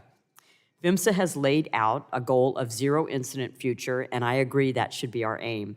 To get there, we need modern regulatory framework that encourages innovation and uses the best available tools while updating older regulations that may no longer fit current technology, equipment, and operations. This hearing's a chance for Congress to give clearer direction, streamline what isn't working, and reinforce what is. And I look forward to your questions, answers to my questions on how this legislation can help us modernize pipeline safety in a way that protects Iowans, helps operators replace aging line and build new infrastructure, and keep safety, not political philosophy, at the center of PHMSA's mission. Administrator Roberti, incidents like the one in Washington County can shake the public's confidence even when no one is hurt. What role do you see for PHMSA in keeping the public informed after an incident regarding the cause, the fixes, and any longer-term safety changes so that people in rural areas feel they're not in the dark about the risk and the responses? Oh, thank you for the question. You know, an incident like that, I'm aware of that incident. We deployed our investigators. They are on site monitoring the remediation activities. There was, I believe, an ordered pressure reduction on that pipeline in order to make sure that it's safe. We have community liaisons that can be available to assist the community with any questions. My staff is certainly available to liaise with your staff and provide information and updates as you feel necessary. Thank you. And when older pipelines are what's being effective, a lot of PHMSA's core regulations were written for an earlier era of pipeline design and inspection. How are you making sure that new tools like advanced inline inspection, data analytics, and remote monitoring are recognized and encouraged in your regulation so that innovation is rewarded and not penalized? Yes, I mean, in the movement of technology to create better inline inspection tools that didn't exist decades ago are critical.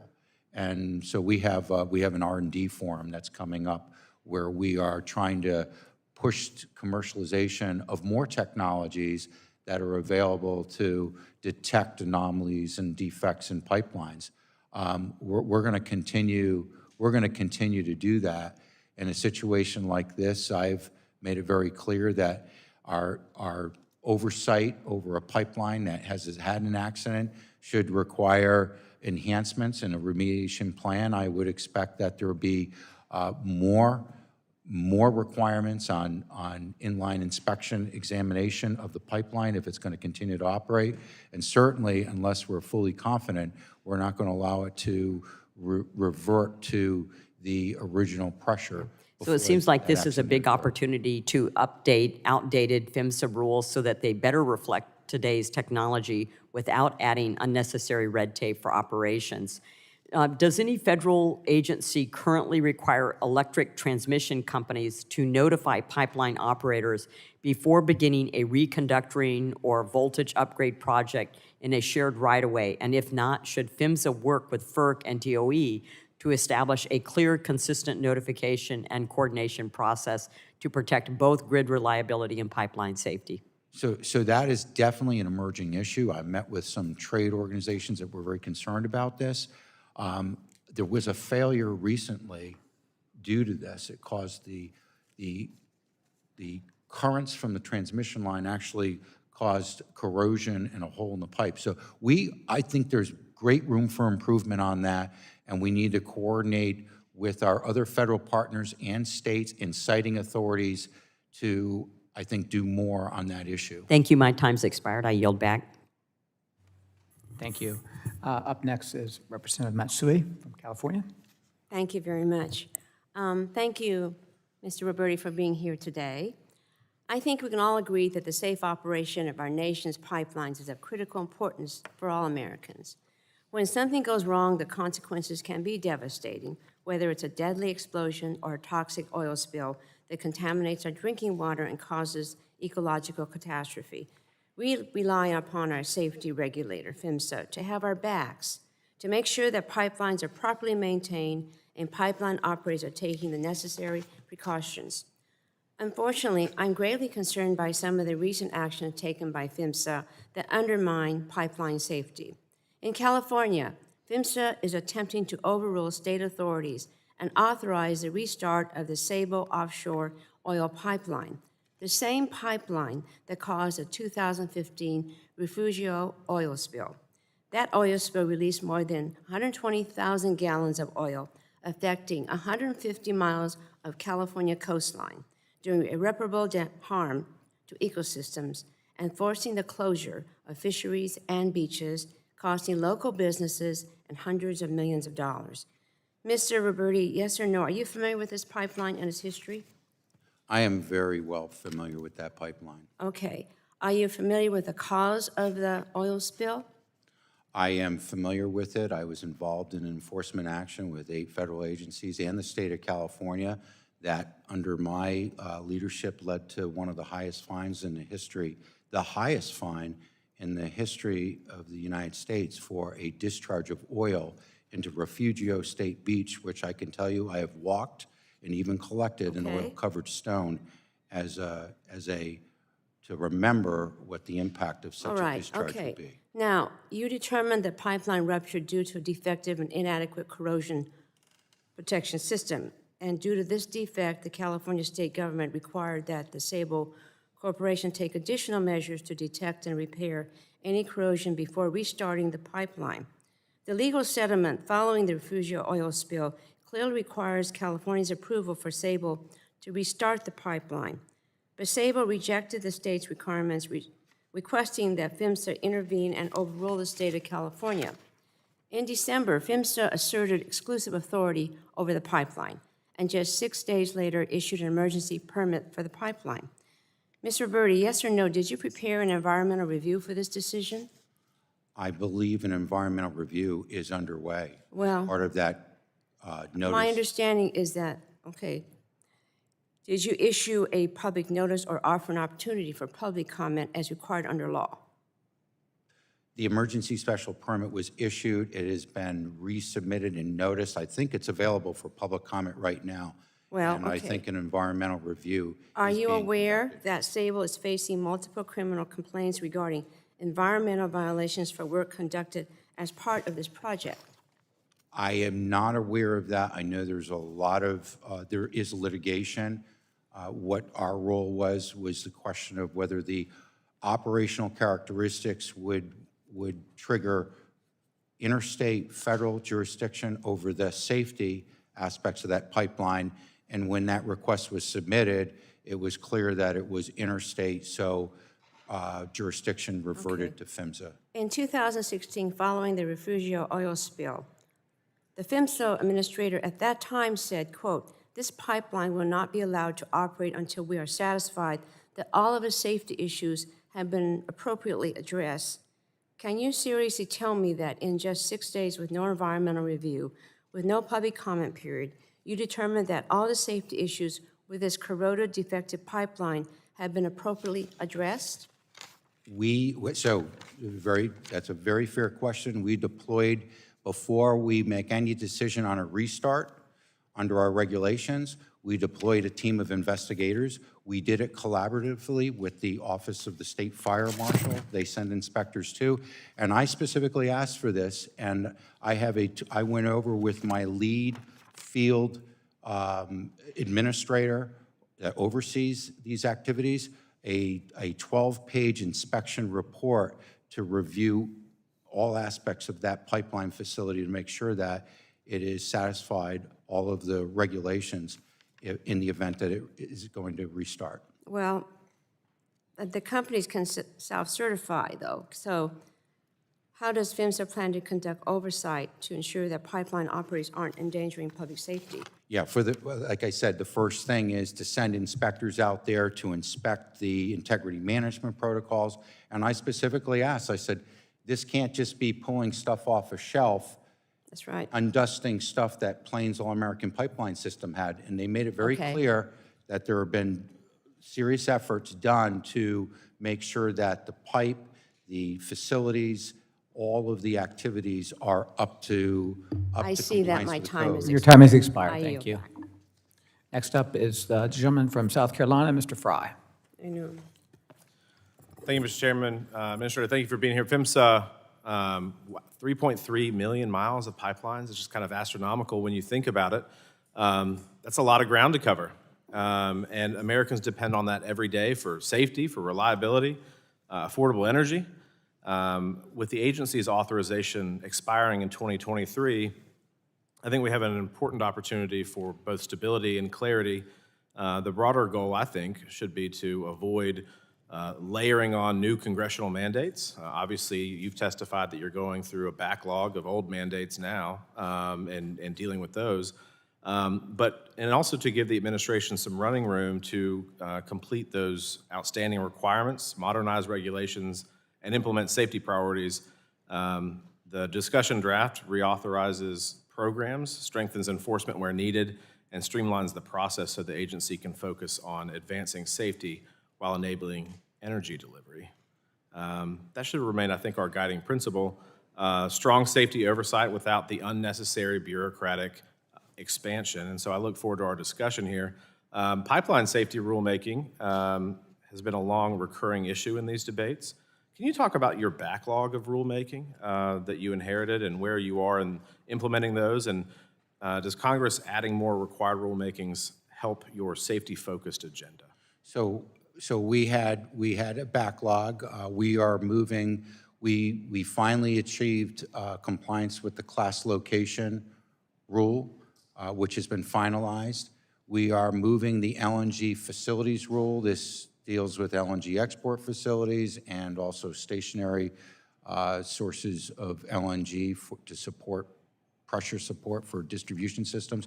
That rule, we hope to release an NPRM, hopefully in the first half of this year.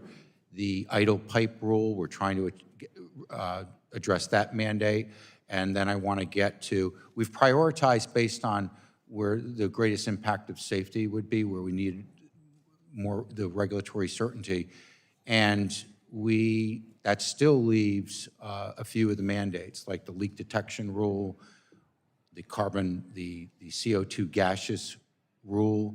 Those are areas that we're trying to get to. We're trying to get them all done. Great. I'm going to shift focus for a little bit. In recent years, especially involving high-profile pipelines, there have been peaceful protests, right, with air quotes, that have provided opportunities for criminals to attack pipelines and pipeline infrastructure, posing dangers not only to the attackers themselves, but the communities, the safety of workers, certainly people in the surrounding area and the environment. The acts are dangerous, right, such as valve turning and other equipment, but don't necessarily result in physical damage to the pipeline, which I think poses a prosecutorial problem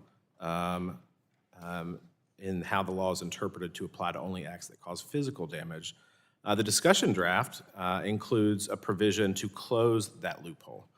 It would expand criminal penalties to actions that not only damage or destroy, but also impair the operation of pipelines and pipeline facilities. What are your thoughts on expanding that to cover such acts? Well, you know, we all support and believe in the right for peaceful protests and the ability for communities to express their concerns about energy infrastructure running through their communities.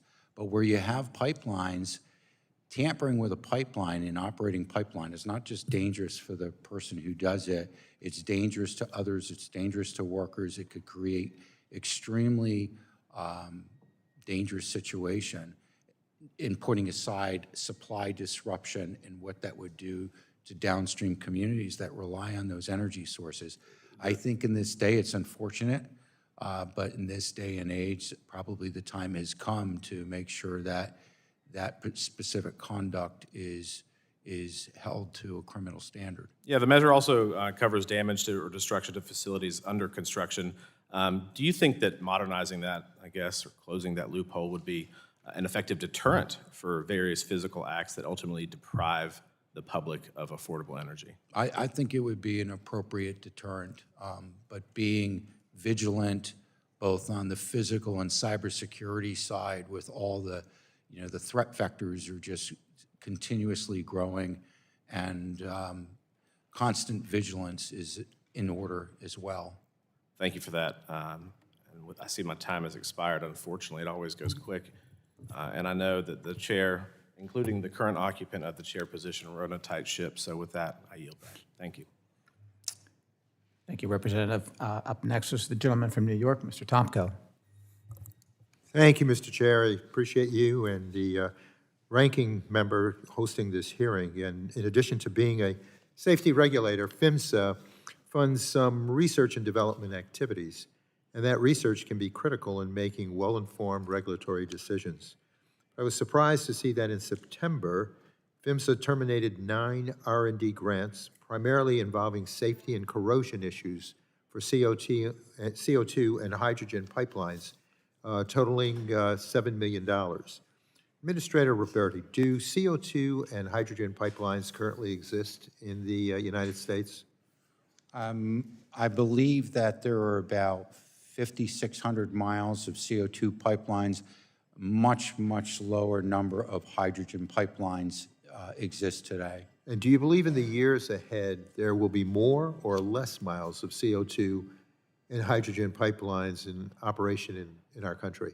You know, that's unclear. I think it depends on how you view what the clean energy transition. I know that there's differing views on that. For supercritical CO2 pipelines, I think the code is fairly sufficient in regulating them. We might want to do some updates to the latest industry consensus standards. Yeah, well, many believe more pipelines in the future. And so if the infrastructure already exists, is there any reason why we wouldn't want more information to improve the safety of their operations, such as knowing how far people should be from ruptured pipelines to be safe, which was the subject of some of these terminated awards? So some of these awards kind of, when you look at where we want to have R&D that can go to market, that can move the needle on safety. And some of these grants you're speaking of, I took a personal interest to make sure that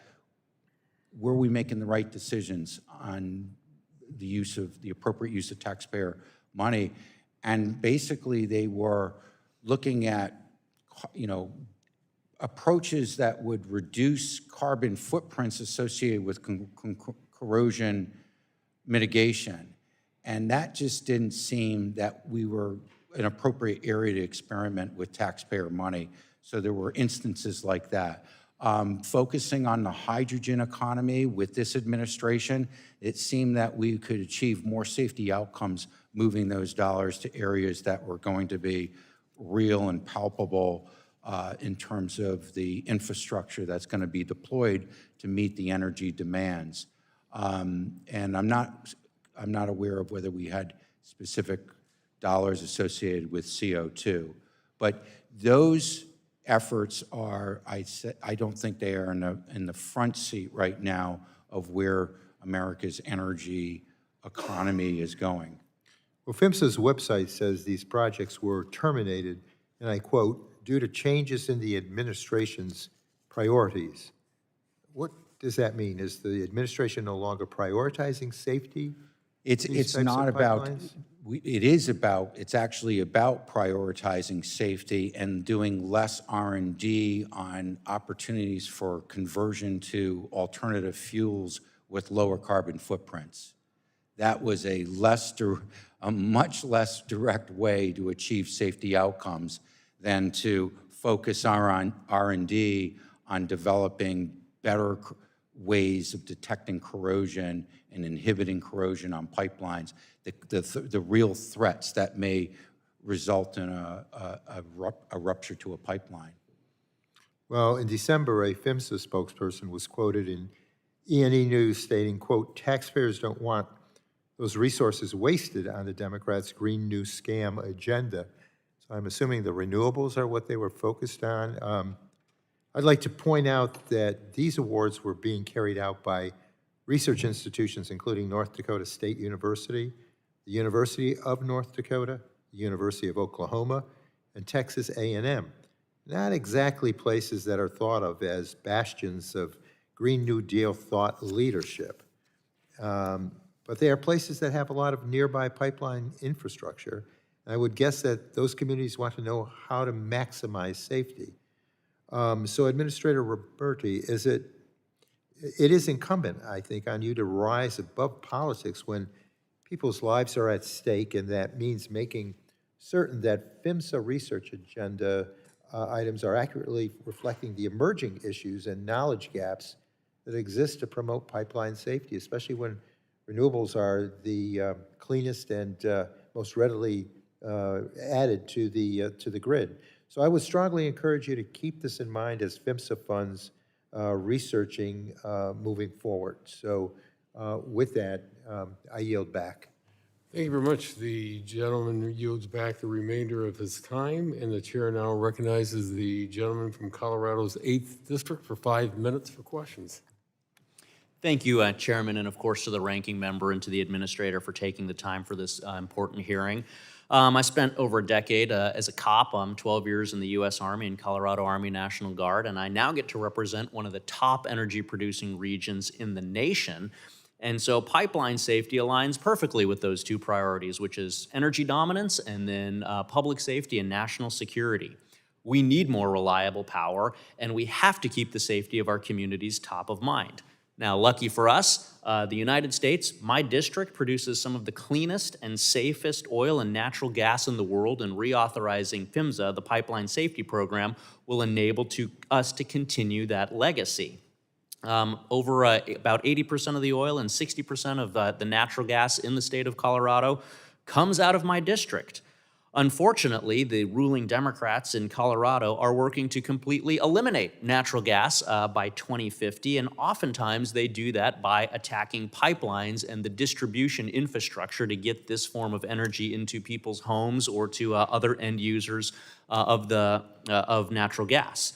And so my question to you is, how do burdensome environmental regulations and climate mandates in blue states like Colorado actually prevent the safe and consistent maintenance of pipeline infrastructure? Well, every time the industry, and this is, right now, it's a state-by-state issue. Many states are trying to eliminate pipelines, and what it does is, to the extent that states hold decisions, say for distribution systems that are made of compromised materials like cast iron, bare steel, or even Adelaide, which is a plastic that is moving high up on the list for pipeline assets that need to be replaced. States that are pursuing decarbonization are saying, hold on, let's take a time out. We won't need these pipelines anymore. Unfortunately, whether they're regulators or they're legislators, they're operating in a world of delusion. These pipelines will be necessary for decades to come. The electric grid can't possibly accommodate the megawatt hours that would be necessary to convert the high-density sources of energy like oil and jet fuel and natural gas, let alone fly planes. It cannot happen. And so the math really belies and demonstrates the problem here. So when industry is distracted by these policies, new policies and changes have to occur over long periods of time. And when you try to force huge changes in an industry by a date certain, because you pick off a round number like 2020 or 2050, you're setting yourself up for failure. But what it does to safety is this. These companies no longer have the support of state economic regulators. That's not the case at the federal level, to continue investing in systems to make sure that they are safe. So is it fair to characterize that as when regulators and regulatory burden goes after pipelines, they actually can't invest the money, the time, the resources, and the technology into making those distribution systems safer because they're dealing with a regulatory structure or a regulatory concept that says, you know, we're not even going to need these pipelines in the case of Colorado by 2050, where natural gas is banned for residential heating. Is that a fair characterization? Absolutely. What they're saying is that the customer should get a heat pump that won't even make your home feel warm if you've experienced the weather in New England like we have in the past month. And on top of it, your electric rates will quadruple to pay for it at the higher elevated electricity prices. Is that progress? I don't think so. And as we know in Colorado, natural gas is oftentimes cleaner than the electricity that's coming out of the grid right now per equivalent use of, for equivalent amount of energy, and when we measure that in terms of carbon footprint. I got 30 seconds left here. Talk about how the information sharing systems of this pipeline safety bill that we're talking about, tell me about how that enhances public safety. 25 seconds. Okay, well, we think that it will be modeled after what the FAA has done. There's a lot of data information that comes from inline inspection tools. All of this data, there's a hesitation among the industry to share it for fear of the safeguards that are built into this bill. And this would facilitate sharing of information. We could probably leverage AI to figure out ways to take this data, share it, and make the pipeline system safer and achieve that zero incident future. Thank you. Yield back. Thank you very much. The gentleman's time has expired and yields back. The chair now recognizes the gentlelady from Washington's 8th District for 5 minutes for questions. Thank you, Mr. Chairman, and thank you, Administrator Roberti, for being here today. Today, I'd like to focus our attention on safety of liquid pipelines. Less than 4 months ago, a blueberry farmer just outside my district discovered an oil spill at the BP Olympic pipeline, which is a critical supply line for jet fuel. It took roughly 3 weeks for BP to respond and repair and then restart operations during the busy travel season, and flights were canceled. And severe fuel shortages at SeaTac, I believe also in Portland, resulted in our state in a state emergency declaration. I'd love to think that this was a one-off, but unfortunately, it's not the first time this has happened.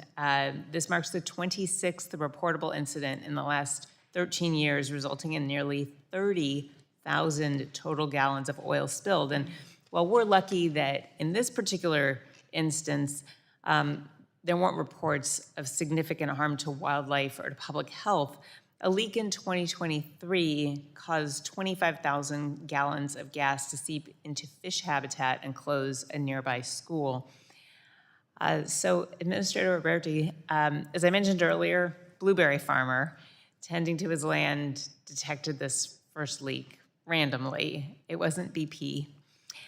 And from discovery, again, it took a couple weeks to identify the point of origin and then longer to fix it. And so despite BP touting their systems as state-of-the-art, I'm really concerned that this is considered state-of-the-art if a blueberry farmer detected it, essentially, and if this is a pattern. And so I guess my question is, it's alarming, I think, to most of us when a farmer discovers this and not state-of-the-art systems. And can you kind of comment on why the public seems to be more able to detect these than leak operators? Well, it's interesting. On the natural gas side, the mercaptan that is in all natural gas is a mechanism for the public being alert that there's a leak, and that does save lives. But I share your concerns. I mean, this is the same. I'm well aware of this pipeline. I've been very active in asking the Enforcement Division where we are with these reports, failure investigation reports, and I'm going to continue to do that. Both of those those most recent accidents are under investigation, so I'm not going to talk too much about them, but I want you to know they're under investigation. I also know this is the same pipeline, the Olympic pipeline, that caused the horrible tragedy in 1999 that took the lives of 3 young people. And so that's the type of stuff I live with every day. That's the type of stuff that keeps me up at 2 a.m. My goal is to ensure that the operators of pipelines are waking up as much as I'm waking up over incidents like this. So I guess here's where I'd like to really go. Standards help companies rise to standards. And as you know, PHMSA requires liquid pipeline operators to maintain an effective leak detection system, but PHMSA has declined to actually set performance standards after Congress directed a study to examine whether they were necessary. And it seems like in every other industry, you put a standard on there if you want an industry to meet it. And so does PHMSA need clear statutory direction to set a quantitative, not just a qualitative performance standard on leak detection systems?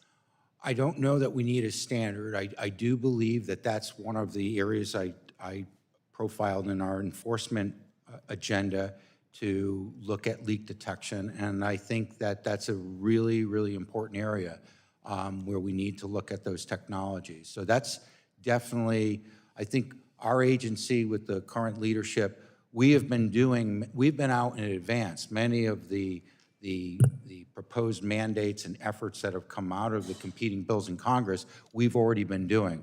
We've been very active on this front, but I will commit to you and to this committee that we're going to work aggressively to improve As just this. a final comment in my 13 seconds, please strongly consider actual standards. It will demand the best in companies and will give more tools to PHMSA. And I also just have to comment, as many of my colleagues have, that it's very regrettable that this was not a bipartisan bill. They managed to do it in TNI, they managed to do it in the Senate, and here we are.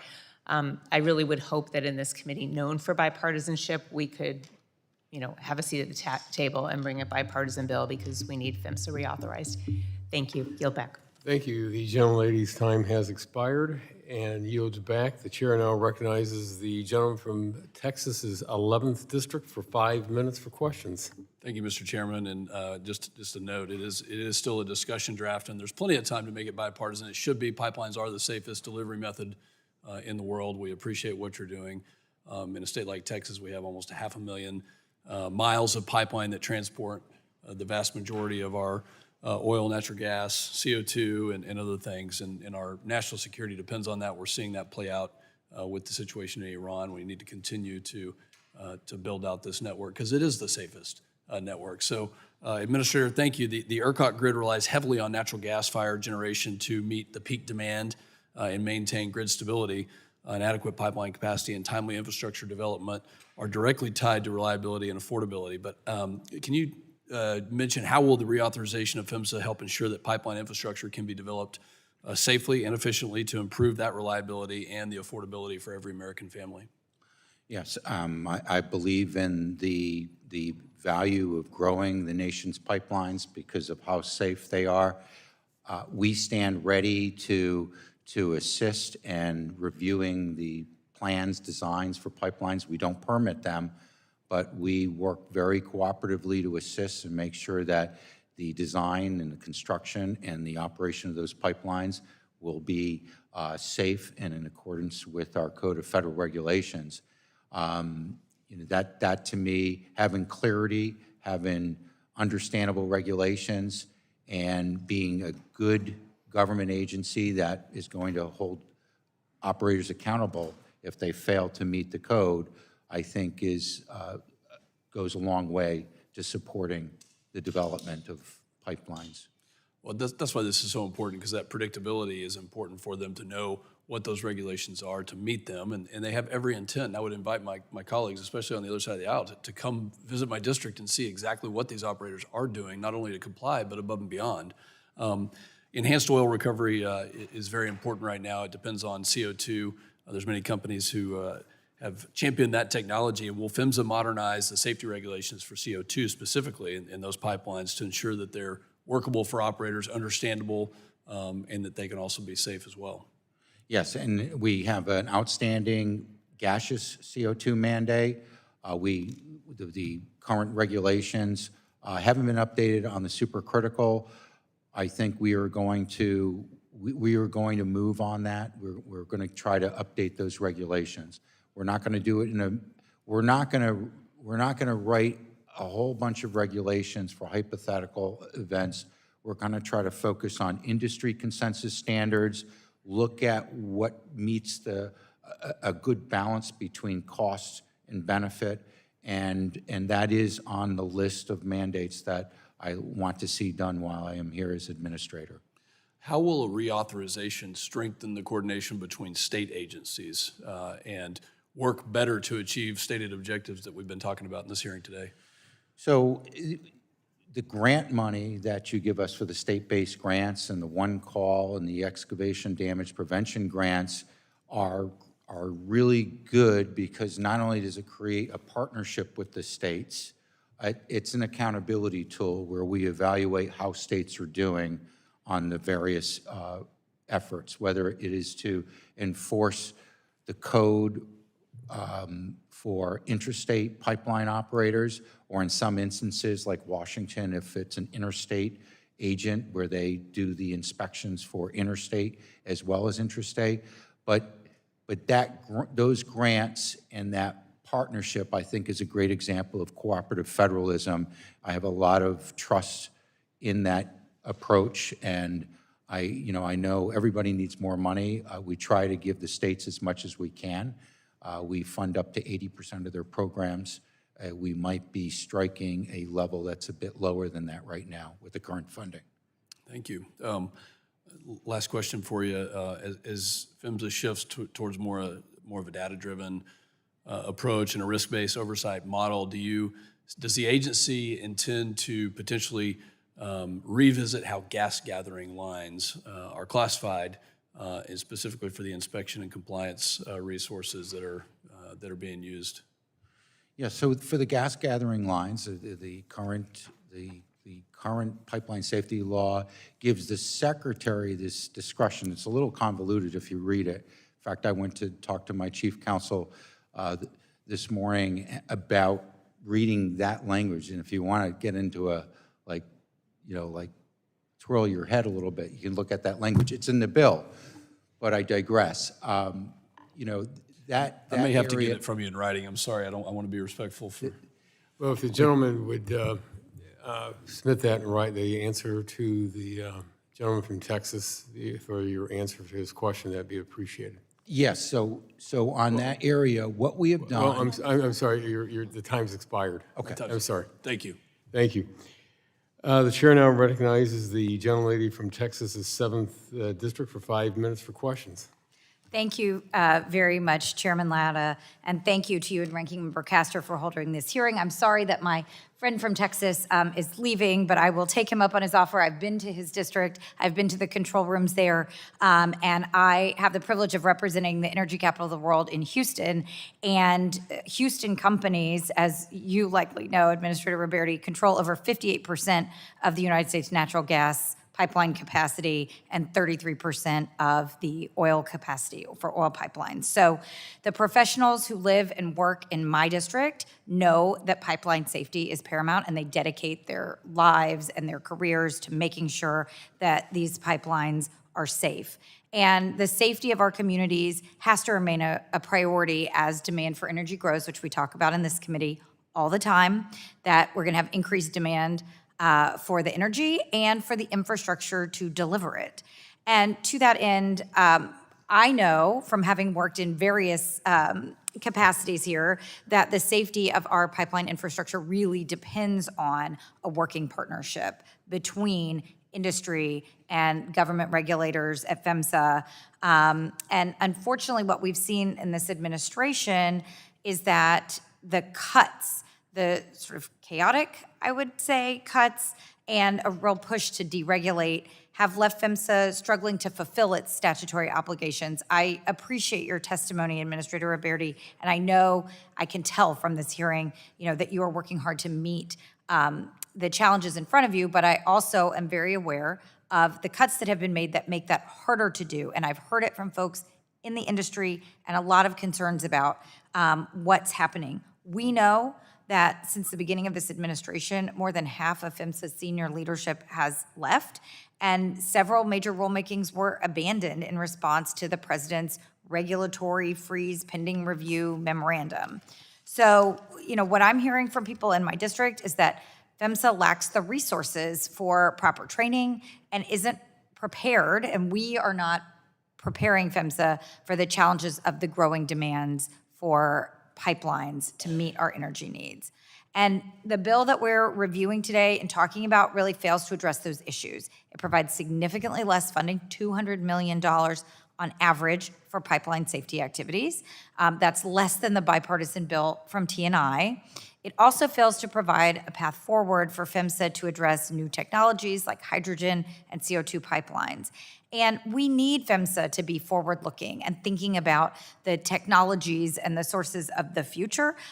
When I was on the Transportation and Infrastructure Committee, we worked on the 2020 reauthorization bill, and I worked really hard to include this technology pilot provision. That was something that the people in my district told me was critically important to be able to get real-time testing results for new technologies in the field. And that was designed to really help address the concerns that my colleagues have raised on this side of the aisle about environmental concerns, as well as concerns for overall safety and concerns from communities. So I'm really disappointed that this bill doesn't reauthorize this bipartisan program, which is included in the Senate reauthorization bill. I hope, Mr. Chairman, we can work that into our bill. As we know, this is continuing in process, and I'd really like to ask for that. Mr. Roberti, in the time that we have, can you talk a little bit? Like I said, I've heard concerns from operators that the pilot program's implementation really has prevented the ability for them to get these new pilot technologies into the field. And so as we continue working on PHMSA reauthorization, what can we do to ensure the success of this program and ultimately the reauthorization of this program? If you could talk about that for the committee, I think that'd be very helpful. Well, there was some, but it was a bit of alignment between that program and what we are currently doing on special permits. That program got bogged down because of the influence of extraneous aspects like strong application of NEPA review. In our current program, we have tried to be much more transparent by posting special permits, being open to companies that want to exploit innovative techniques and prove that they can advance safety, and not use the special permit process as a way of attaching all sorts of bells and whistles that are not really germane to the particular area of the code that the operator is seeking to operate under a different approach. So I think we're making headway. I mean, obviously, if Congress were to do the program again, we would do it. But we've made great headway, and I think the current legislation reflects some of the improved processes that we are putting in place to really help operators to say, if you've got a better way of doing it. I'm sorry to interrupt. The gentlelady's time thank has you. expired, and the chair now recognizes the at-large member from this great state of North Dakota, the gentlelady, for 5 minutes for questions. Thank you, Mr. Chairman, and thank you, Mr. Roberti. We go way back, probably about 13 years now that I've known you. And I just want to first thank you for the passion that you've showed for this issue for many, many years. When I was just a very new commissioner at the North Dakota Public Service Commission and new at NABRC, I remember being at meetings, and it was shortly after the San Bruno explosion, and you were the lead voice in all of NABRC on calling attention to that and really getting state regulators focused on it and really focusing on the need for prevention, for training, and you were like the biggest leader in NABRC on that issue. So to see you continuing to share your passion and experience on pipeline safety is really gratifying, and I'm pleased to have you here today. So thank you. Couple things, speaking about the partnership with the states. Having been a regulator, we operated on behalf of PHMSA for some of the programs. I thought it was a great way to have folks who are committed to our state and really care deeply about what happens there, focused on pipeline safety. So I think it's a brilliant program. Tell me about the benefits of the state partnerships, and if you have enough money for that, and if you think that you could save money and have more safety by expanding that model of kind of that cooperative federalism and more state inspectors. Yeah, it is a great program. Our state partners cover 80% of the natural gas pipelines, the distribution pipelines.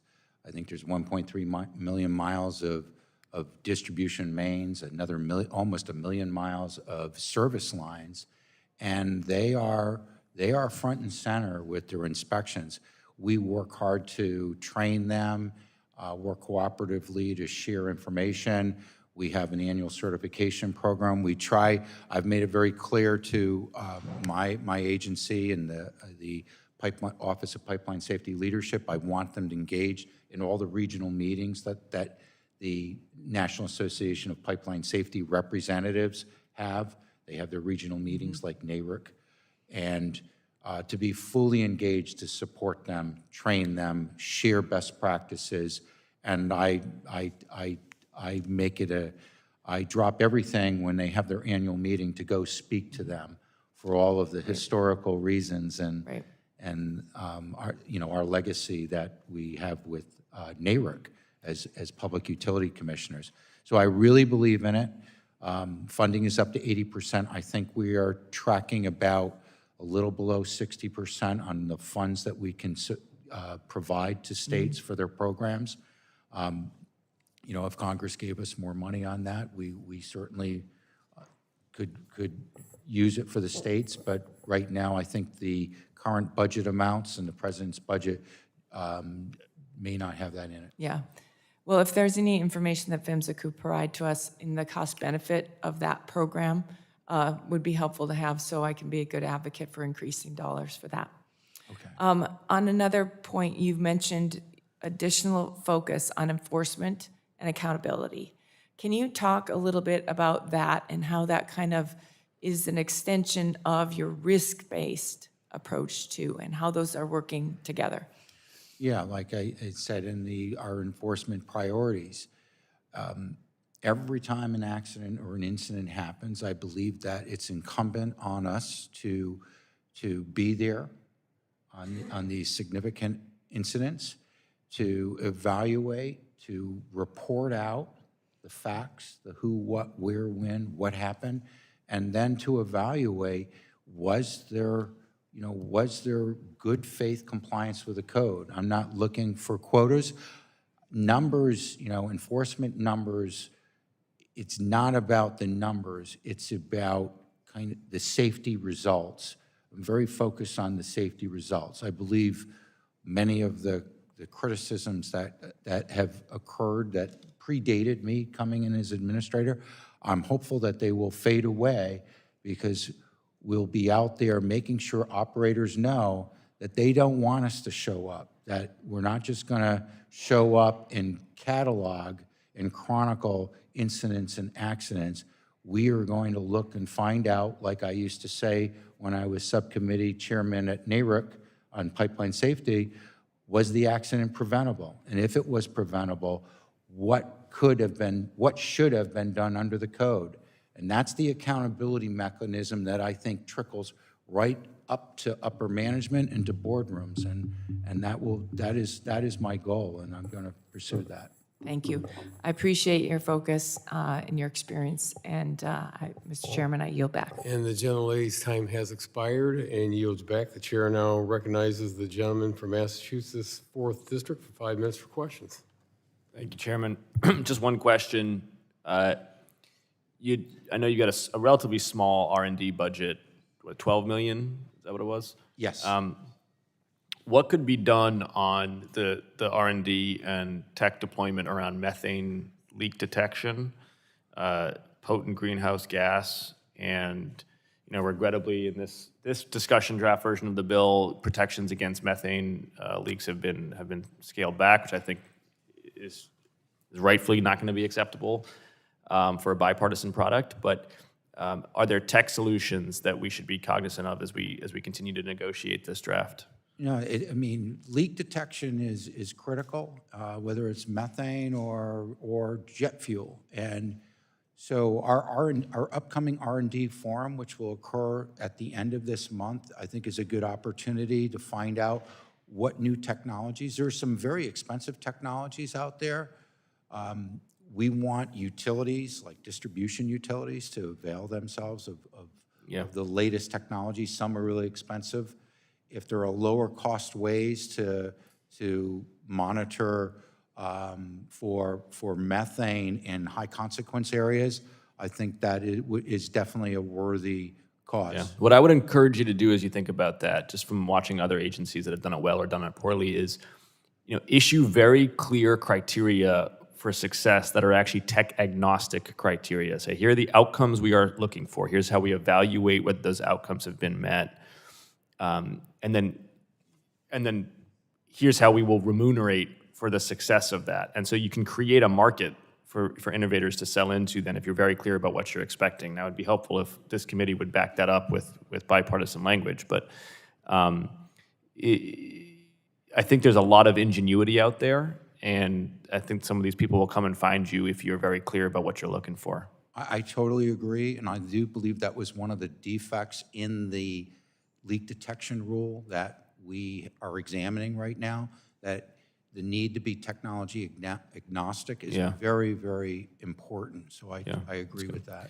I've got a few extra minutes here. That was my only question. I know you a couple times you got cut off. Is there anything else that you wanted to address that you haven't had a chance to say? No, I appreciate the interest of this committee and the passion you have for all of these really important issues. So it's a privilege to appear before you today. I yield back, Chair. Thank you very much. The gentleman yields back the balance of his time. The chair now recognizes the gentleman from California's 15th District for 5 minutes for questions. Thank you, Mr. Chair. Thank you, Administrator Roberti, for your testimony today. 15 years ago, a natural gas pipeline exploded in San Bruno, which is in my district, just a few miles from my house. This tragedy claimed 8 lives and destroyed or damaged over 100 homes. The impact on the community was devastating and long-lasting, and it's why we need to get reauthorization of this pipeline safety program right. Compared to the bipartisan proposal coming out of the T&I committee, this partisan bill has at least $150 million less in funding for replacing dangerous and outdated gas distribution pipelines. My understanding is that this will not sustain the grant program that was established under the bipartisan infrastructure law to replace aging and inadequate pipeline infrastructure. So, Administrator, by the time this grant program runs out of funding, will every dangerous and outdated gas pipeline in America have been replaced? Well, I wouldn't call the pipelines, the age has never been, no pipeline reaches a certain age where it's declared to be unsafe because of the technologies that can be employed to monitor them. But I think when you're looking at systems like cast iron main that could predate more than 100 years ago, there comes a point in time where you have to have a long-term sustained approach for systemic investment and replacement. And all operators of utilities, whether they're publicly owned or investor-owned, need to be doing that.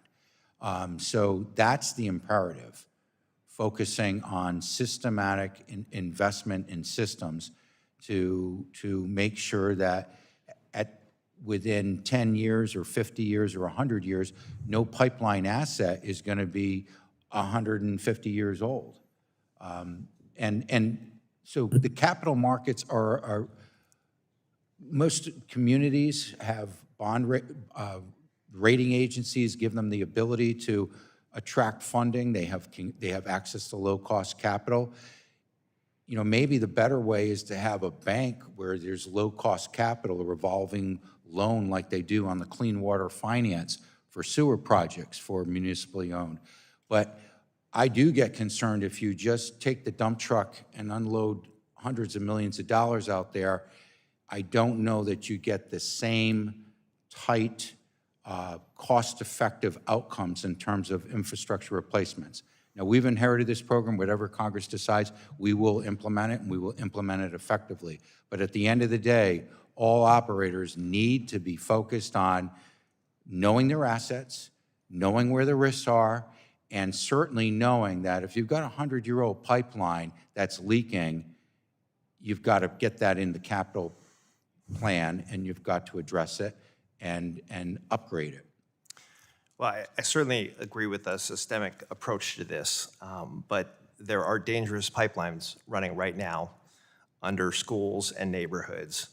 And I have a deep concern if this committee is going to vote out a bill that would not fully fund the program to replace them, given what we've seen happen across the country. So I believe it's woefully inadequate. But thank you for being here today to answer the questions. Mr. Chair, I yield back. Well, thank you very much. The gentleman from Texas, it's the 33rd district, isn't it? Boy, I got a good memory. Is recognized for 5 minutes for questions.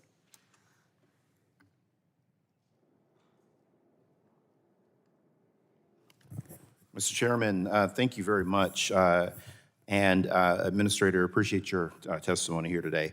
Last summer during our budget hearing, I said that pipeline safety is not a luxury, that it's a necessity. And we rely on millions and millions of infrastructure to power our country, and we definitely have a shared responsibility to make sure that this network is as safe as possible. And for those of us in the Fort Worth area, this isn't an abstract policy discussion. We're still very mindful, and I'm not sure if you're aware of the Sandman explosion that happened in downtown Fort Worth last year. As a matter of fact, my wife and I had just eaten at that hotel a week or two before that explosion, and it really was just a reminder of how important pipeline safety is. I really appreciate your focus on modernizing PHMSA and your efforts to complete outstanding mandates from the 2020 Pipes Act, and also appreciate that the discussion draft before us attempts to move reauthorization forward. But I do have some serious concerns that the bill does not fully meet at the moment. As a Texan, I strongly support building and maintaining energy infrastructure, but public confidence in energy infrastructure depends on trust, and trust obviously depends on safety to minimize incidents like the one I just mentioned in downtown Fort Worth. Our job here is simple. We have to make sure that Americans can turn on the heat, that they can fuel their economy and live in their homes knowing the infrastructure around them is safe. I look forward to a very productive dialogue on how we can work together to achieve our common goal of a zero incident future. And so I wanted to ask you, pipelines are definitely the safest transportation method, but safety depends on strong standards and consistent enforcement.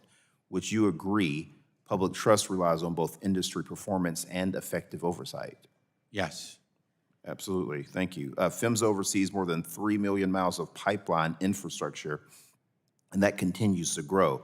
What do you think happens operationally if funding fails to keep pace with new pipeline deployment?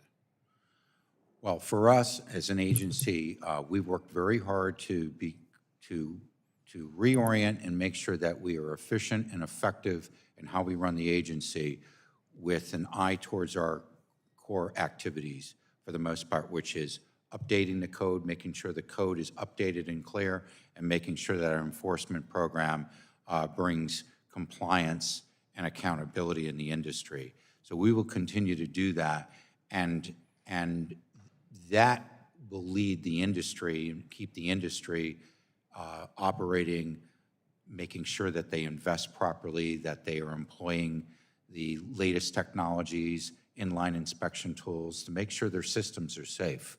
Yeah, no, that makes a lot of sense. You mentioned in your testimony enforcement cuts and personnel reductions, but incidents continue to occur each year. Where do your current pipeline policies fall short in preventing accidents before they happen? Have you had a chance to sort of look at that? Well, some of these, I mean, the majority, like 70 to 80% of the incidents that we're responsible for are with states. So we don't have primary jurisdiction, and excavation damage, for instance, is a leading area. Even this morning, there was an incident in Missouri that a house blew up because someone was drilling and putting in fiber optic cable and drilled through a pipeline.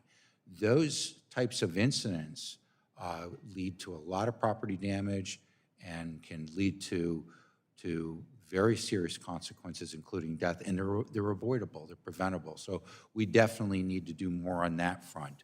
On everything else, I mean, leak detection for the liquid pipelines, that is, yes, we have to do better. Yeah. We have to do better. Yeah. And certainly, pipelines in high-consequence areas carry huge responsibilities by the operators to constantly maintain surveillance on those pipelines to ensure that they're operating safely. So understanding the practical impact, if PHMSA doesn't have sufficient resources or authority, what specific safety activities do you think have to be dropped or sort of minimized? Well, you know, our inspection enforcement division, those core personnel were exempted from any reductions. Or early retirement programs. We did have a few retirements. We're not down that significantly, and as we speak, we are hiring more inspectors. So we're not gonna back off on that area. Like I said, when I was chief counsel, this agency's budget ballooned in a matter of 5 years. We're back to where we were when I was chief counsel, and I thought we had a lot of resources then. I aim to I'm leverage sorry to interrupt those again. The resources. gentleman's time has expired. The chair now recognizes the gentleman from Pennsylvania's 13th District for 5 minutes for questions. Thank you, Chairman Latta, for holding this important hearing, and to you, Administrator Roberti, for testifying. As I have spoken at length during prior committee hearings, Pennsylvania has an incredibly strong natural gas industry that is well situated to meet both domestic and global supply. The resource that is under the feet of my constituents is plentiful, it's accessible, and it's affordable. But in order to move the natural gas to other parts of the country or to LNG export facilities, Pennsylvania must rely on the United States Energy Pipeline, and that is what this discussion is all about. The safety of those pipelines, and while the U.S. houses one of the most expansive pipeline networks in the world, as demand increases, so will the need for pipeline capacity. Our ability to expand and modernize our energy delivery network will rely on several factors. But two of the most important and timely are public trust in the safety and predictable regulation. I think, Administrator, you will agree with that. Your agency has done incredible influence and responsibility in both of these areas. And I applaud you for the work that you have already done since your confirmation in working through overdue rulemaking and modernizing your regulation to match current technological standards. Congress and federal agencies often move slower than the commercial market when it comes to considering and adopting technological improvements. Administrator Roberti, as PHMSA works through its rulemaking process, what steps can you take to future-proof your regulations, allowing operators such as EQT, which drills in Pennsylvania, West Virginia, and Ohio, to adopt new technologies as they become available? Well, I think the most important thing to your question, you raise a really important issue. It's, does the code reflect modern technologies? And so many of our efforts, we had 30 various rulemakings in the last year on the pipeline side to do just that, to take, you know, the code, and I bring it with me here today because the code, it can't be a stale document. It really should be a living document. It should move with the times. And as it does, I think we get more the modern regulations that can leverage the best in advanced engineering practices, new technologies are going to lead to more cost-effective and safer outcomes. What that does is it lowers costs for the American consumer, but also it breeds safety and confidence in our pipeline system. And to the point that you're making, is there congressional direction that we can provide in the reauthorization that will assist in incentivizing industry innovation in both safety and efficiency rather than hindering it? Well, I think the biggest thing you can do, and what is very nice about this discussion, Bill, is the attempt to expand the agency's mission beyond our core, what I've discussed here today. It's very helpful for us to maintain the course and not trying to expand the agency's mission like we saw in the last administration. And in your testimony, you emphasize PHMSA's refocused enforcement and the inspection framework that should not go soft on safety. You also mentioned examples of recent high-profile enforcement actions by your agency. Can you expand on how refocusing your oversight allows you to target the areas with the highest impact on safety? Yeah, and I discussed this earlier about we want to focus on where accidents and incidents occur. That's a good place to deploy resources, and we're doing that. We want to focus on control rooms and where the capabilities to detect leaks, leak detection, is front and center. We want to focus on high consequence areas where pipelines are in urban or high population areas. If something goes wrong, you have a disastrous consequence. Do you feel that this is a more targeted brand of oversight in pipeline safety? Yeah, it is going to be more targeted. It's going to be safety driven. So instead of handing out 100 speeding tickets for 5 miles over the speeding ticket, we're more looking like, we're going to have 25 where, the speeds were in excess of 15 to 25 miles per hour. I think you have that overview that is so necessary. And the reauthorization of PHMSA's pipeline safety program will not overall help to just strengthen the U.S. energy pipeline network, but it will ensure, as it expands, that we can continue to innovate, something you talk about, and unleash that American energy dominance that we so desperately need. I thank you for being here today, Minister. I yield back the remainder of my time. Well, thank you very much. The gentleman's time has expired and yields back. And seeing no further members wishing to ask questions of our witness today, thank you so much for appearing before us today.